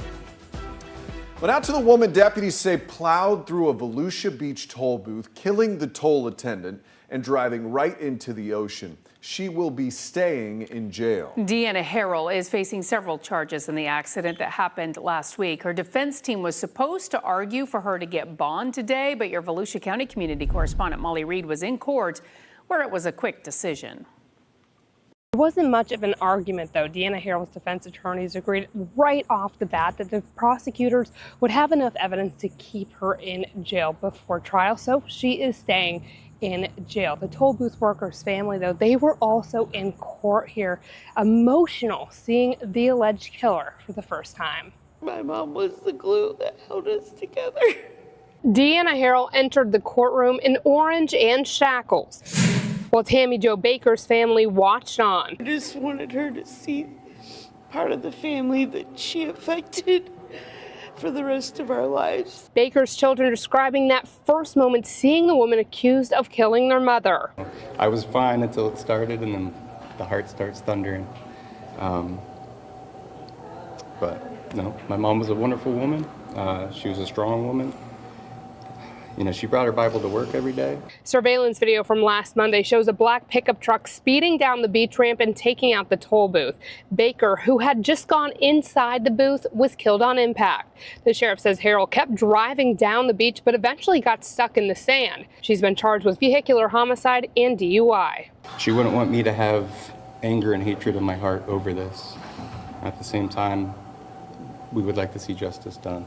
Harrell will be back in court in 2 weeks for her arraignment. Baker's family tells me that they are now going to start pushing to have the Dunlawton Beach approach renamed after her, and they actually are going to meet with the county in July to discuss it. I'm your Volusia County community correspondent Molly Reed, News 6. Breaking now at 5, the 2 boaters who were rescued by the Coast Guard earlier this afternoon are now making their way back to land. We want to get right out to News 6's Mike Valenti, who's been out there for us this afternoon. He is live at that boat ramp. And Mike, what are we seeing right now? Lisa, we are seeing the boat. We've done 3 live shots now. Each one of those live shots, I was telling you, any minute now we could see the boat behind us, and it looks like we actually finally have eyes on the boat. The Dirty Oar, or OAR, that's a 25-foot vessel, left this boat ramp yesterday. 2 guys going out to do some fishing around 6 a.m. Fast forward about 30-some-odd hours later, they are rescued 25 miles off of Ormond Beach. You can see Cito, that boat, towing in the vessel here, and we're hoping to talk to these 2 guys who, again, when they were found, we're told were in good health, good spirits. You can see they're coming in slowly. We just got eyes on them within the last 5 minutes or so, so we quickly got up our live shot and came to you, and it should be another 10 or 15 minutes or so, I would guess, before they actually get here to the boat ramp and we can talk to them. And, you know, their vehicle and their boat trailer are still here, so this is how they're going to get home, presumably. And we'll see if they're in any mood to talk. But again, headline, after a few hours of waiting, after we were first told that they were found 25 miles off of Ormond Beach, we can see that Cito is bringing them back to the swoop boat ramp here in New Smyrna Beach. And we will join you again as soon as they get a little bit closer, guys. All right. Well, glad to see their boat and to know that those 2 men are okay, Mike. Thank you. A deputy's cruiser was hit in a chaotic crash in Osceola County after investigators say a man chased his ex-girlfriend's car straight into the deputy who was responding to the call. Deputies say a 17-year-old girl called 911 last night, reporting that her ex-boyfriend was chasing her and shooting at her. The teen and her 20-year-old friend drove to the Osceola County Sheriff's Office seeking help, but investigators say the suspect followed them there, then chased them back out of the parking lot. Deputies say the suspect rammed their car on Highway 192, and the impact sent them into a deputy's cruiser that was responding to the call. The deputies suffered minor injuries, while both victims had to be cut from the vehicle with serious injuries. Very lucky that this did not end up in a fatal situation. Deputies arrested 21-year-old Christian Andres Rivera at a home in St. Cloud. Rivera is now facing 2 counts of attempted murder, and investigators say more charges could still be coming. New at 5, we're hearing the 911 calls from Lake County after yesterday's earthquake that hit all the way off the coast of Cuba, shaking buildings across Central Florida. Several of you actually brought this to our attention yesterday by calling into the station. Around 2 p.m., a 6.1 magnitude earthquake hit off the coast of Cuba, more than 400 miles away from us here in Central Florida. But several people across the state said they were feeling tremors from this. Callers described apartments swaying, walls shaking, and many thought a sinkhole might have been opening beneath them. We just had something like turbulence come through here. It shook everything in the apartment. I'm on the 4th floor, and I felt a tremor. And I went into the hallway, and my neighbors did too. Had some northerners there with the apartment. These calls were sent to us from the Lake County Sheriff's Office. People were freaked out. You could tell leaders there even evacuated its county administrative building in Tavares out of an abundance of caution while structural inspections were finished. NASA has finally introduced the world to the 4 astronauts who will begin training for Artemis 3. Yeah, that 2027 mission follows the historic Artemis 2 success back in April, which took humans farther into space than ever before. Now, this new crew will aspire to make history all over again. So now at 5, anchor Ginger Gadsden shows us today's announcement and what it means for the future of space. The next leg of NASA's space race has officially begun, with the crew of Artemis 2 passing the baton to the next team of explorers. While this may look like just a baton, right now it's in my hand, it feels like this big flaming, Olympic torch. Veteran NASA astronaut Randy Bresnik has been tapped to lead Artemis 3, flying alongside mission specialists Frank Rubio and Andre Douglas. My brain, it is going a mile a minute right now, but my heart, it is so warm. And Italian astronaut and pilot Luca Parmentino of the European Space Agency. We wouldn't be going anywhere without fuel, and the fuel that lets everything move is right here. Unlike NASA's recent historic lunar flyby, Artemis 3 will stay closer to home, orbiting Earth inside the Orion spacecraft about 300 miles up. Their main objective? Practice meeting up and docking with Blue Origin and SpaceX lunar landers, a precursor to a 2028 moon landing mission. This seems like the beginning of the future that we imagined as children. This seems like the very beginning of Earth's first Starfleet to me. Just 10 days ago, the launch pad Blue Origin needed to launch its moon lander was damaged in a spectacular explosion. We're making excellent progress on the investigation and pad cleanup. We'll begin rebuilding once cleanup is complete. NASA says SpaceX's lander is also behind schedule, but the agency hopes to launch Artemis 3 in mid-2027. We, the Artemis 3 crew, are honored to be able to carry this torch forward. The crew is expected to remain in space for about 2 weeks. Ginger Gadsden, News 6. So we always talk all sorts of traffic and modes of transportation here on News 6, from e-bikes to your daily driver. But what about another type of vehicle that is not an actual car? We're talking about golf carts. They are all over the villages, and we wanted to know, what are the rules surrounding them? Today on Trooper Steve on patrol, Steve heads to Sumter County to talk with law enforcement in the villages about the rules, including how fast golf carts are allowed to go. Today, we are here in Sumter County, right in the heart of the Villages. On today's Trooper Steve on patrol, there are a few things that drive me crazy, and I know there are a few or many that drive you all pretty crazy. So this is what we're talking about. Not e-bikes, not bicycles, not really pedestrian stuff, but what are the actual rules when it comes to golf carts here in the state of Florida? What are the rules here in the Villages? And what's the law say? The whole Villages was designed so you could get around a golf cart safely. The areas that you can't get, the roadways that you can't drive on, they have golf cart paths. What you mean by that is, like, if the posted speed limit on a road is 35, they're not allowed to drive a golf cart there. That is correct. You'd have to drive, if you wanted to drive something like this, you'd have to have a low-speed vehicle, which is a whole different classification of cart. Get out here, enjoy the day, ride safely. We'll see you guys later.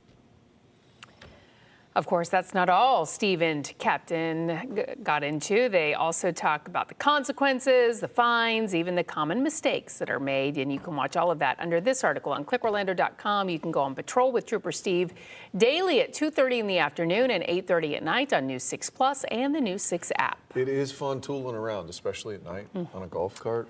You feel like you're living in Florida when you do stuff like that. Well, the moments after the Pulse massacre still haunt Orlando 10 years later. That was probably the toughest thing that I had to do. Coming up, Mayor Dyer reveals the hardest thing he had to do in the midst of all that chaos. Jonathan. Mostly cloudy skies out there. A couple of downpours trying to sneak on shore. We'll talk about increasing storm chances for you coming up at about 5:47. This portion of the news is sponsored by Shark Coatings.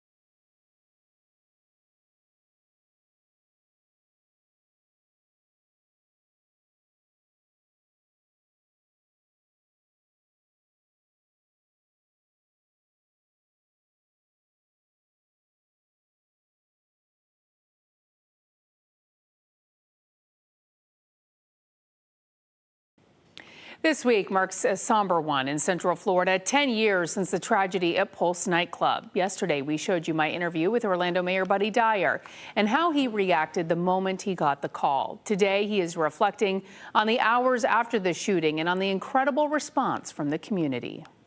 I've asked the governor to declare a state of emergency. That was probably the toughest thing that I had to do. We have not 20, but 50 casualties.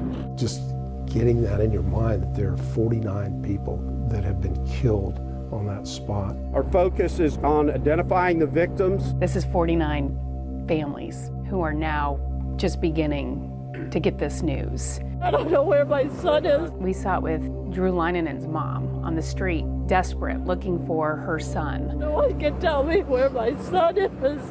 And at that point, nobody knew who the 49 were. Everybody was hoping their loved one was not one of the 49. One of the things that we had to do that morning was the White House helped us get a HIPAA waiver so that Orlando Health could tell the people that were there looking for their loved ones who the individuals were that they had and were treating. White House responded to waive those so that the hospital could communicate with the families. They came down and read the list of names of patients that were there in the hospital, and if your loved one was not on that list and was missing, he or she was probably on the other list, the bad list. They need a lot of blood, so. Probably my most vivid memory from the response was the lines of people wrapped around the building to give blood. It was my way of contributing. And that was just heartwarming. That was heartwarming. And people from around the world were sending whatever type of support they could send, including the president. So the White House had reached out to us immediately, probably by 9 o'clock. They said that day that they wanted to come,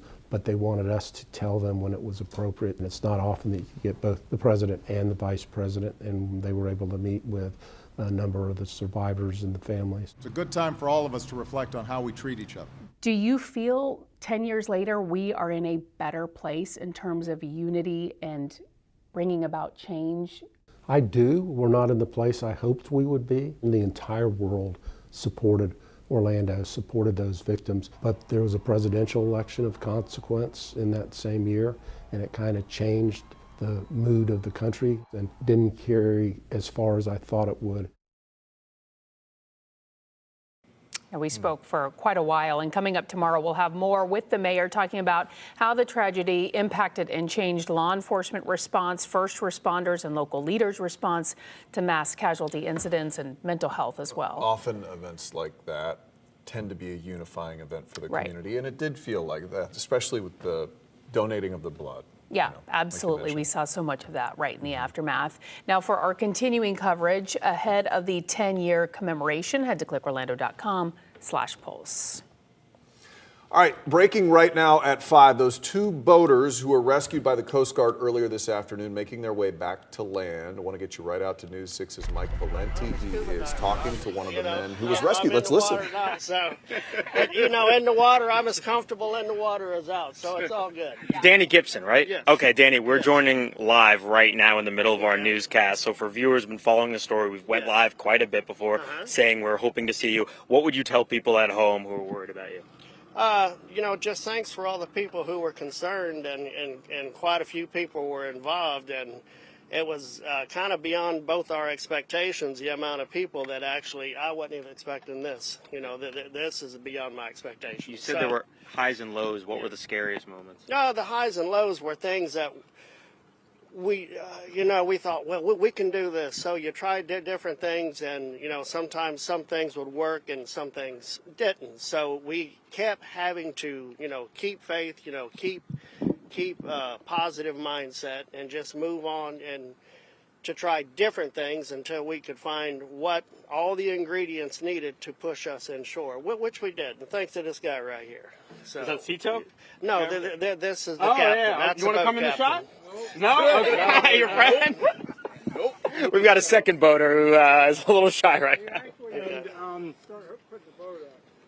Okay. Are you going to do anything differently next time you go out? Oh, yeah, float plan. Tell me about that plan. Because most of the people, where we normally go out of and where we do a lot of our fishing and so forth was kind of straight offshore and to the south. We went north this go around, so we would definitely have kind of a float plan in play next time, so at least people know when or where to go, not trying to find a needle in a haystack. So just narrow it down to a given area, I guess, at most. Can you show people where you spent the last 30-something hours? Oh, well, between those two front seats here, and we have a cabin down under in the little bunkhouse area. Everything's kind of a mess right now because we were trying to get all the necessary ingredients to get us back at the dock. So we got stuff thrown all over the boat at the point right now. I'm struck by how level-headed you are, because I feel like if people... you don't know how nervous I am. You hide it well. Yeah. It really could have been worse. Well, I actually used to work on the water, so I've actually seen worse than this. You've spent A lot nights out worse. on the water. Oh, I've spent many nights out on the water, so I'm kind of used to it. I'm Have sorry. you ever been stranded like that before? Yeah.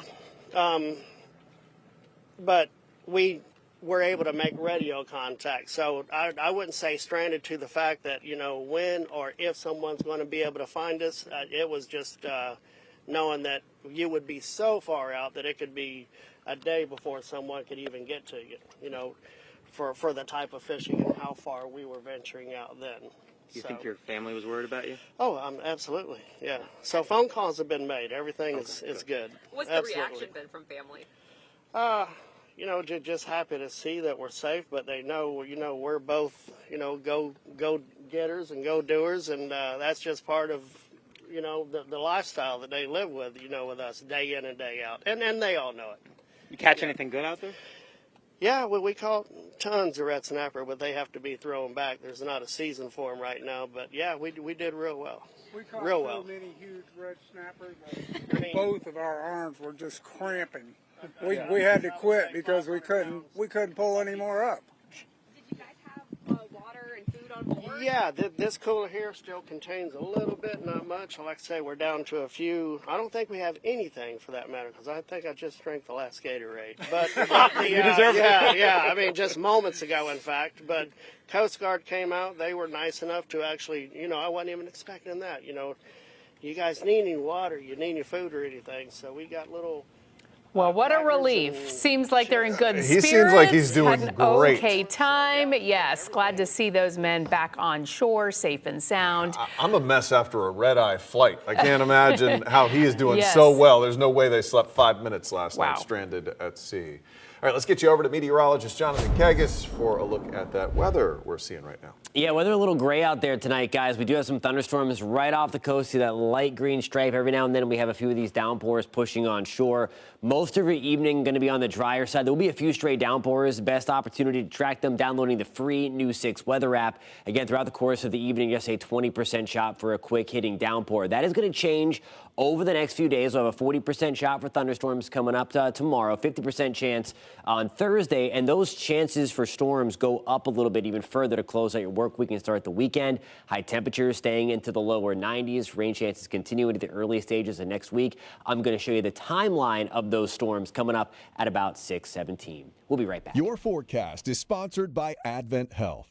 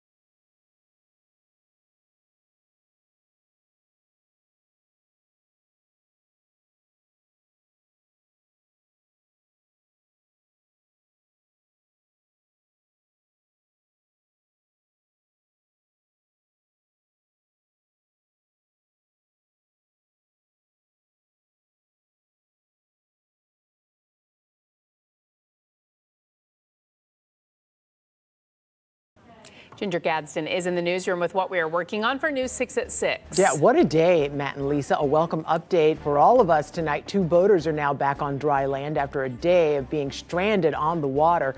Coming up, I'm Catherine Silver in Seminole County, where leaders are bracing for a possible property tax overhaul while planning ahead for next year's budget, how it impacts the county and you. And this is a live look at downtown Orlando from our Light Orlando Delivering Hope camera. You're watching News 6. We'll be right back.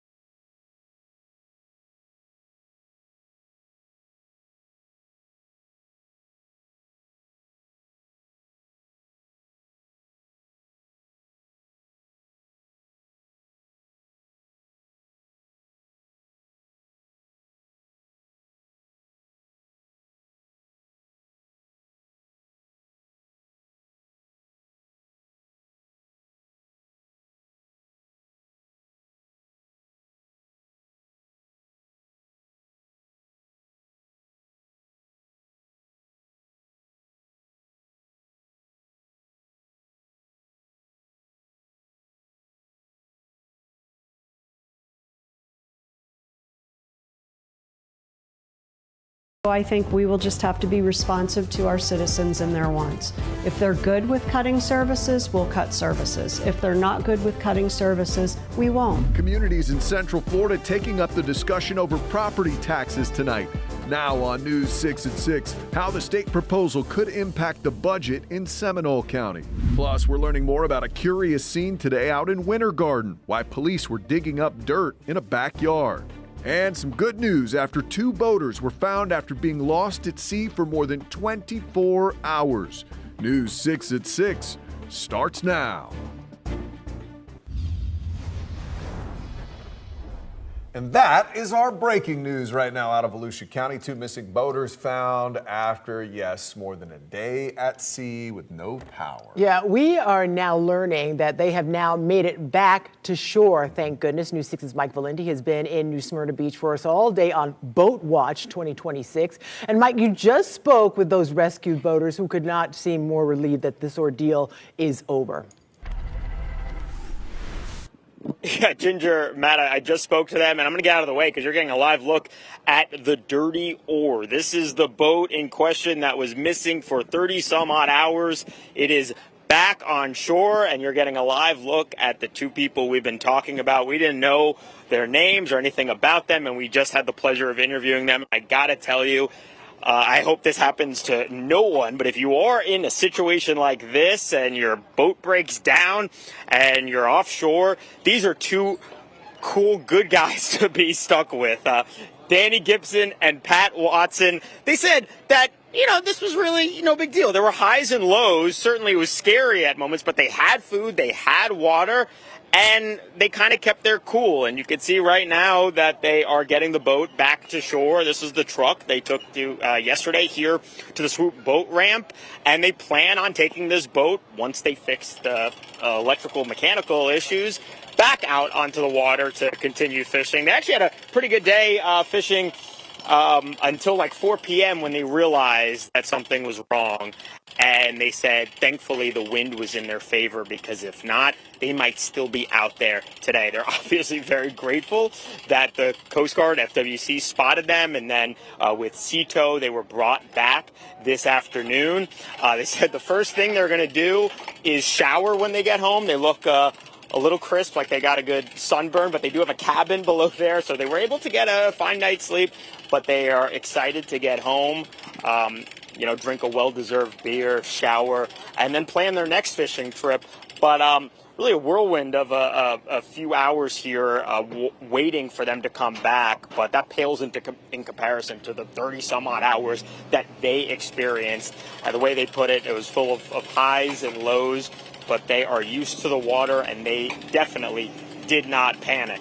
Danny, anything you want to say to people at home again? Hey, go have a good time.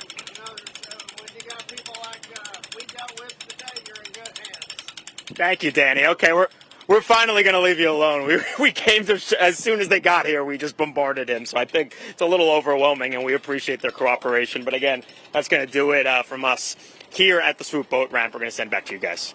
Yeah, it seems like they had a little more than the wind in their favor. Mike Valenti reporting live. Thank you. Well, the impact of the new proposed property tax amendment, a story once again a major focus for you at home and the people who represent you. It's just last week we told you that this could mean for neighbors in places like Ocoee and Sanford. Leaders from both places say if you approve it come November at the voting booth, then some important services you rely on could then face some cuts. And tonight, there are at least 4 places in Central Florida looking at what's next for neighbors should this proposal go into effect. The town of Windermere, the city of Melbourne, Sumter County leaders will also discuss this, and the town of Montverde are all taking up this topic on this very night. Windermere and the Sumter County meeting just started, with the city of Melbourne meeting starting at 6:30, and the town of Montverde will start their meeting at 7 o'clock.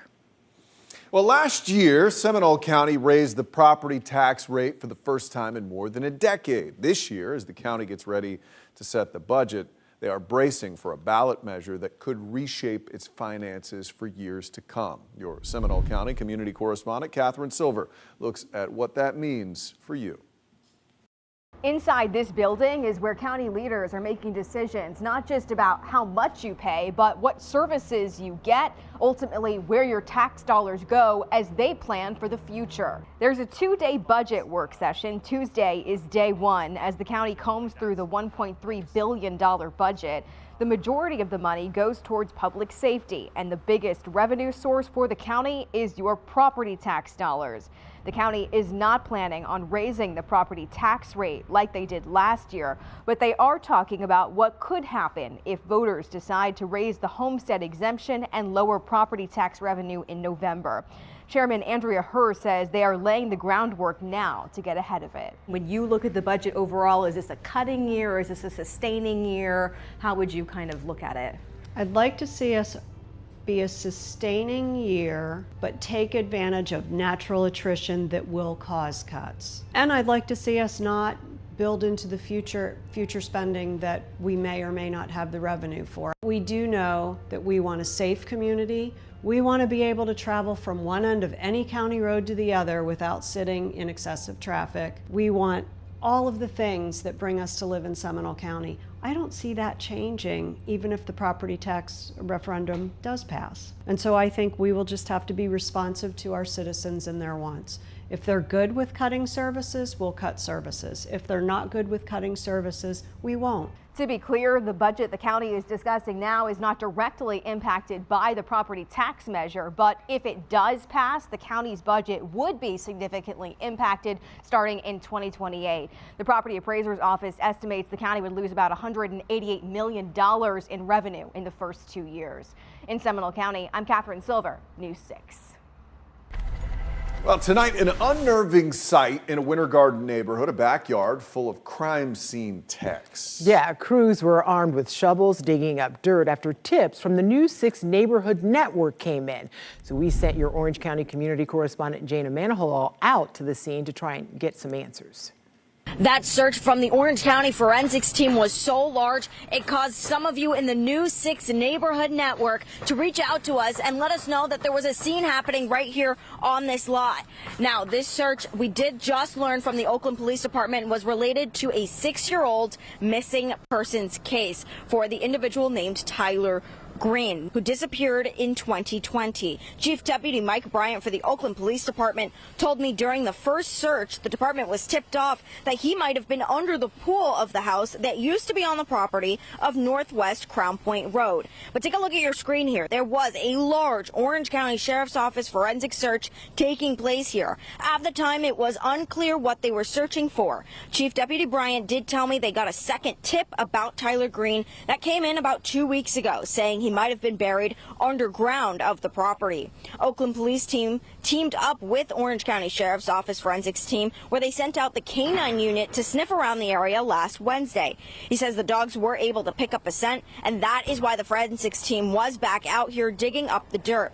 The Orange County Sheriff's Department did just confirm to us that they were unable to find any evidence linked to Tyler Green's missing persons case. So neighbors in the area did tell me that this property here used to be an old drug house, and Chief Deputy Mike Bryant did confirm that with me as well. Deputy Bryant says this search for Tyler Green is still ongoing. If you have any information about where Tyler Green might be, you should reach out to the Oakland Police Department. For now, in Winter Garden, I'm your community correspondent, Jana Manahalal, News 6. And as Jana mentioned, we got tipped off to that scene thanks to some of our viewers. If you see news in your community or have story ideas for us, let us know by submitting them through our News 6 Neighborhood Network. We read every single tip that comes in. You can access the Neighborhood Network through clickorlando.com or the News 6 app. Developing tonight, we now know what led to Gatorland being evacuated this afternoon. The Orange County Sheriff's Office says deputies responded to a possible bomb threat today, but they have since said after an extensive search, they didn't find any bombs at the popular attraction. We did have a crew at Gatorland who saw people leaving the park and gathering outside. OCSO says detectives are still investigating this. Once we learn more, we'll bring you updates on air and on clickorlando.com. Well, today, the family of Thomas Farley, they say he was tased multiple times by police before falling from a fence and breaking his neck. They announced plans to file a federal lawsuit against the city of Palm Bay and several police officers. The lawsuit stems from a 2024 encounter in which Farley was tased while running from the cops. His lawyers say the fall left him paralyzed and he died nearly a year later from those injuries. News 6's Tylisa Hampton walks us through what his family and their lawyers are pushing for. Attorney Ben Crump says that the police encounter with Thomas Farley was an excessive use of force, leading them to file a federal civil rights and wrongful death lawsuit against the city of Palm Bay over what they call a fatal tasing. It was back in June 2024. Farley and his friends were accused of loitering outside a gas station and ran away from officers. Farley's family and lawyers say he was tased 6 times, which led him to fall from a fence. The complaint alleges that the fall broke Mr. Farley's neck and left him paralyzed from the mid-chest down before dying from his injuries nearly a year after. It also alleges that officers' use of a taser against Farley was unlawful, adding he was not armed or a threat. I'm the mother of Thomas Farley. I stood by my son's side for a year, watched him fight for his life repeatedly. My children and I watched him take his last breath on June 19th, 2025. And I promise I will not let his name die in vain. I did reach out to the Palm Bay Police and the city for comment. The police department did not have a new comment. However, they did reference me back to their 2024 statement mentioning Farley refused to comply with multiple commands to stop running away from officers. It also mentioned that a complete review was done and found that the officer legally and justifiably used his taser. And we will keep you updated at home on this lawsuit as it goes through federal court. And to watch more about this and to learn more about this story, go to our website, clickorlando.com. Reporting for News 6, I'm Talisa Hampton. New at 6 now, new rules regarding sloth importation have just been submitted to the Florida Fish and Wildlife. The Sloth Protection Alliance, along with State Rep Ana Escamani, are asking the FWC to adopt 5 changes. They're on your screen. They include banning the importation of wild-caught sloths into Florida with some narrow exceptions, only for facilities that are accredited by the Association of Zoos, for example. They also want to ban sloth encounters where people can hold them and pet them. This comes after the Sloth World attraction on I-Drive was shut down before it ever opened after dozens of wild-caught sloths imported into Florida. 56 of those animals died. 13 were rescued by the Central Florida Zoo, but these 2 are among the survivors that you're looking at. Blackberry and Hazel are 2 of the only ones left. Well, some exciting news from NASA. We now know who will be aboard the Artemis 3 mission next year. NASA made the announcement from Houston today as the Artemis 2 crew passed the baton to the next group of space explorers. Veteran NASA astronaut Randy Bresnik has been tapped to lead Artemis 3, flying with mission specialists Frank Rubio and Andre Douglas. They'll be joined by European Space Agency astronaut and pilot Luca Parmitano. Unlike Artemis 2, though, that went deeper into space than any humans had before, this crew will stay a little closer to home, orbiting Earth inside the Orion spacecraft for about 2 weeks. The main goal? Practice rendezvous and docking with Blue Origin and SpaceX lunar landers, a precursor to a 2028 moon landing. Things seem to be escalating very quickly on the space side. Well, while we may be looking to crank up that air conditioner lately, just months ago, remember, we had a pretty big cold snap. Yeah, how could we forget? We told you how this impacted so many people when it happened. But coming up, we're taking a look at how that cold blast weighed heavily on sea turtles and the crews at Disney who worked to nurse them back to health. Yeah, there were some flurries in Central Florida. Then yesterday we fought an earthquake. Let's hope that is not a sign of things to come going forward as 2026 continues. Right now, just some clouds out there. We'll talk much more about storm chances on the rise at about 6:17. I'm Matt Gutman. Here's what we're working on tonight. Some say never meet your heroes, but that couldn't be less true for a Little League team outside Pittsburgh. And we'll show you how Pittsburgh's star pitcher helped them create some major league memories. All that up ahead on the Evening News. This portion of the news is sponsored by Advent Health.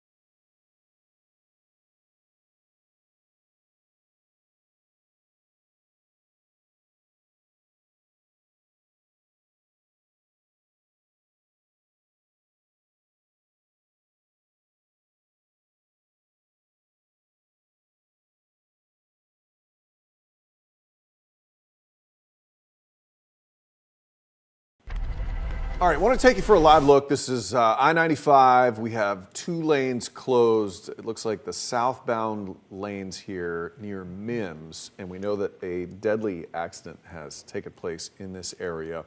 That's about all the information we have. Fortunately, it doesn't look like it's clogging up traffic too much, even though that area can get busy once in a while, but it looks like people are getting by in that 1 lane there. As soon as we get some more information on this, we'll let you know right here on News 6 and always at clickorlando.com. Well, a change could be coming to how students are graded in Orange County Public Schools. This story might surprise you here. Today, the school board considered a change to its 50% grading policy that would allow students to receive zeros on individual assignments. Again, you might not know this, but for the past few years, you could not receive a 0. You'd get a 50% instead. So this includes homework, tests. However, it would keep a 50% floor on report cards and final grades. Some members of the school board say the change would promote accountability and address concerns that some students are passing classes even though they're not really finishing assignments. The board is expected to continue the discussion later this month with a possible vote in July. All right, with the heat outside, this may be hard to believe, but it wasn't that long ago we had quite a cold snap. Remember, it was back in March. And if you'll remember, dozens of sea turtles washed ashore, stunned by the sudden drop in those temps. Rescue teams from around the state tried to save as many of those sea turtles as possible, including this team from Disney. News 6's Paul Giorgio checked in on their recovery and brings us a rare behind-the-scenes look at the park's backstage rescue center. Just steps from the dim lights and cheerful music of one of Epcot's beloved attractions, a quieter kind of magic is happening. This is the best part of my day. There are no crowds here, just Danny Salas, elbow deep in salt water. She's sweet-talking a stubborn green sea turtle named Finnegan. This is our tiniest one, so he is very light. It's time for his weekly weigh-in. 2.15. You're gaining weight, buddy. He's one of about 10 green turtles rescued from Brevard County when a March cold front blew through. It's all part of Disney's conservation programs that happen mostly out of the public view. So here we're in our outdoor quarantine space here. Chad Jacobs, animal care manager, gave me a rare behind-the-scenes tour. This is Murphy. He is one of our greens that just came in March. Jacobs tells me many of the turtles come in underweight and with broken bones and infections. The cold always exacerbates everything with these animals, so it suppresses their immune systems. The park includes one of the biggest aquariums in the world. That equipment, knowledge, and infrastructure help support the rescue programs. Prancer is our spiciest, and he happens to have a very large part of my heart. Still, some may be here for months. I like because he's spicy in the front and peaceful in the back. Time enough for Salas to get to know their personalities. 5.5. Disney prides itself on guest satisfaction, and that's no different backstage. Being able to affect positive change and being able to share the stories of the animals that we care for is really what makes me really proud to be here every day. At Disney's Epcot Center, Paul Giorgio, News 6.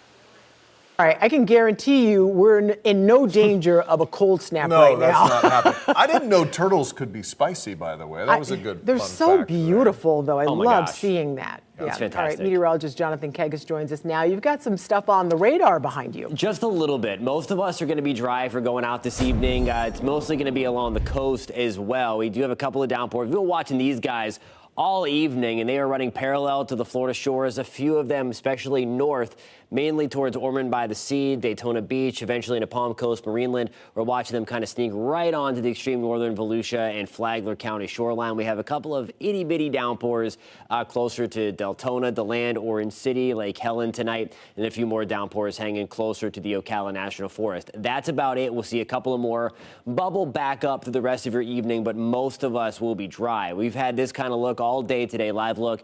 Port Canaveral, Brevard County with our Launch Credit Union camera tonight. We have air temperatures back in the lower 80s, the breeze at about 10 miles an hour. 89 in the Villages right now. Holopah, we are at 82, 83 for us in Palm Bay. Lakeland's still chilling at 90 degrees. We're back in the lower 80s right along the Flagler coast. Now here's a look at your forecast. Your forecast is sponsored by Strata Services. Air temperatures back to the mid-70s to start things off tomorrow, a couple of notches above where we should be, that average of 71. Tomorrow evening, we're back to the lower 90s for high temperatures. 92 in Apopka, we're at 92 in Lake Catherine. Rain chances going up a little bit to 40% tomorrow, especially the further west you are of the Atlantic Ocean. So we're doing a little dodging around I-95. The best chance is going to be west. Good evening in Claremont, Mineola. I'm talking about you guys. We'll start things off on the drier side. By 2 o'clock, rain chances go up a little bit, just about 20%. And then by 4 o'clock, we'll start to see things go up even further. And then by the evening, that's going to be our best shot. Playing that out here again, starting things off tomorrow. Best shot for a couple of downpours on the coast tomorrow will be right in the morning for your morning commute, so be on the lookout for that. There's 2 to 3 o'clock in your afternoon, and then those storm chances start to go up a little bit, especially between the 429 and the I-75 corridor tomorrow. That's going to be 8 to 9 o'clock. There will be the chance for a few of those guys to linger late into the evening, mainly, again, west of Orlando as the sea breeze pushes further inland. Tropical front, we're looking pretty good. No new development expected over the next 7 days. All of the action is in the eastern Pacific Basin, and that's where it can stay. 40% shot for thunderstorms tomorrow, 92 on Thursday and Friday. Rain chances up to 60% by the work week's end. We'll keep elevated rain chances right on through your weekend. Not a washout. We're just getting back into our typical afternoon sea breeze thunderstorm pattern for June in Florida. We'll be right back.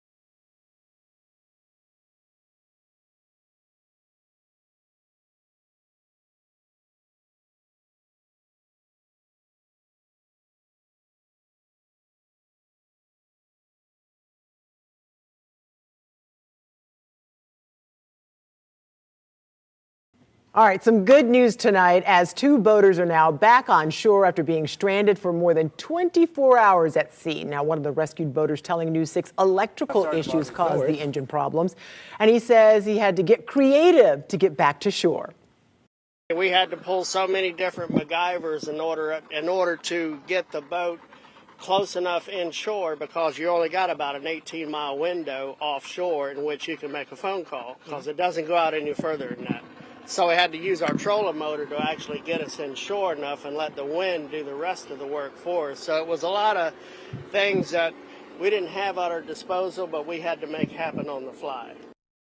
All right, those guys are going to do something very important. They're going to shower and have a beer. Sounds like a good thing for you to do. Exactly. At 6:30 on a Tuesday night. Have yourself a great night. We'll see you tomorrow. First one.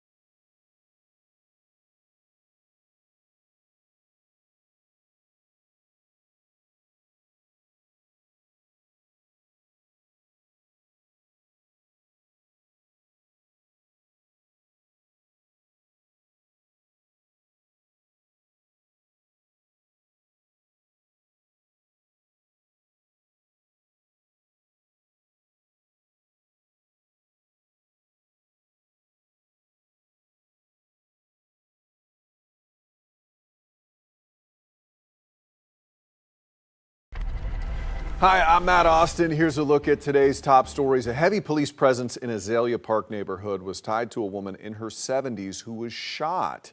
She was rushed to the hospital in critical condition. We hear she's stabilized. Officials say detectives are still investigating what happened. A Winter Garden police sergeant now facing stalking and computer crime charges after being arrested by Apopka police. Investigators say Brian Stubbs was taken into custody early this morning in Orange County and booked on multiple charges, including stalking, invasion of privacy, and unauthorized access of a computer device. According to the arrest report, Stubbs used tracking methods and electronic devices without consent. Winter Garden police say he's been placed on administrative leave with pay while the criminal case and internal review move forward.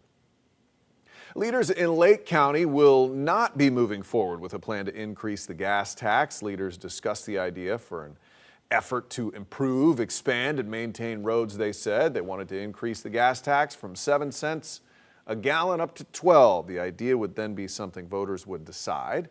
Well, commissioners decided not to even put it on the November ballot with a 3-1 vote. That's it for now. We'll have a look at your forecast in the next 15 minutes.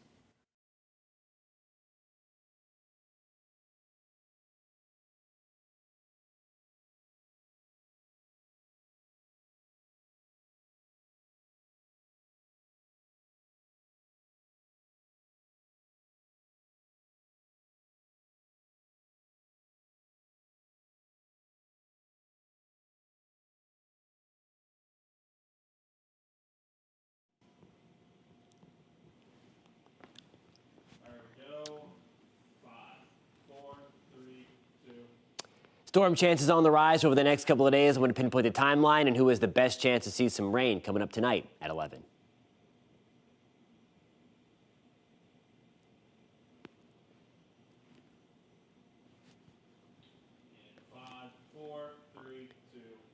A wetter pattern is on the way. I'll have your forecast tonight.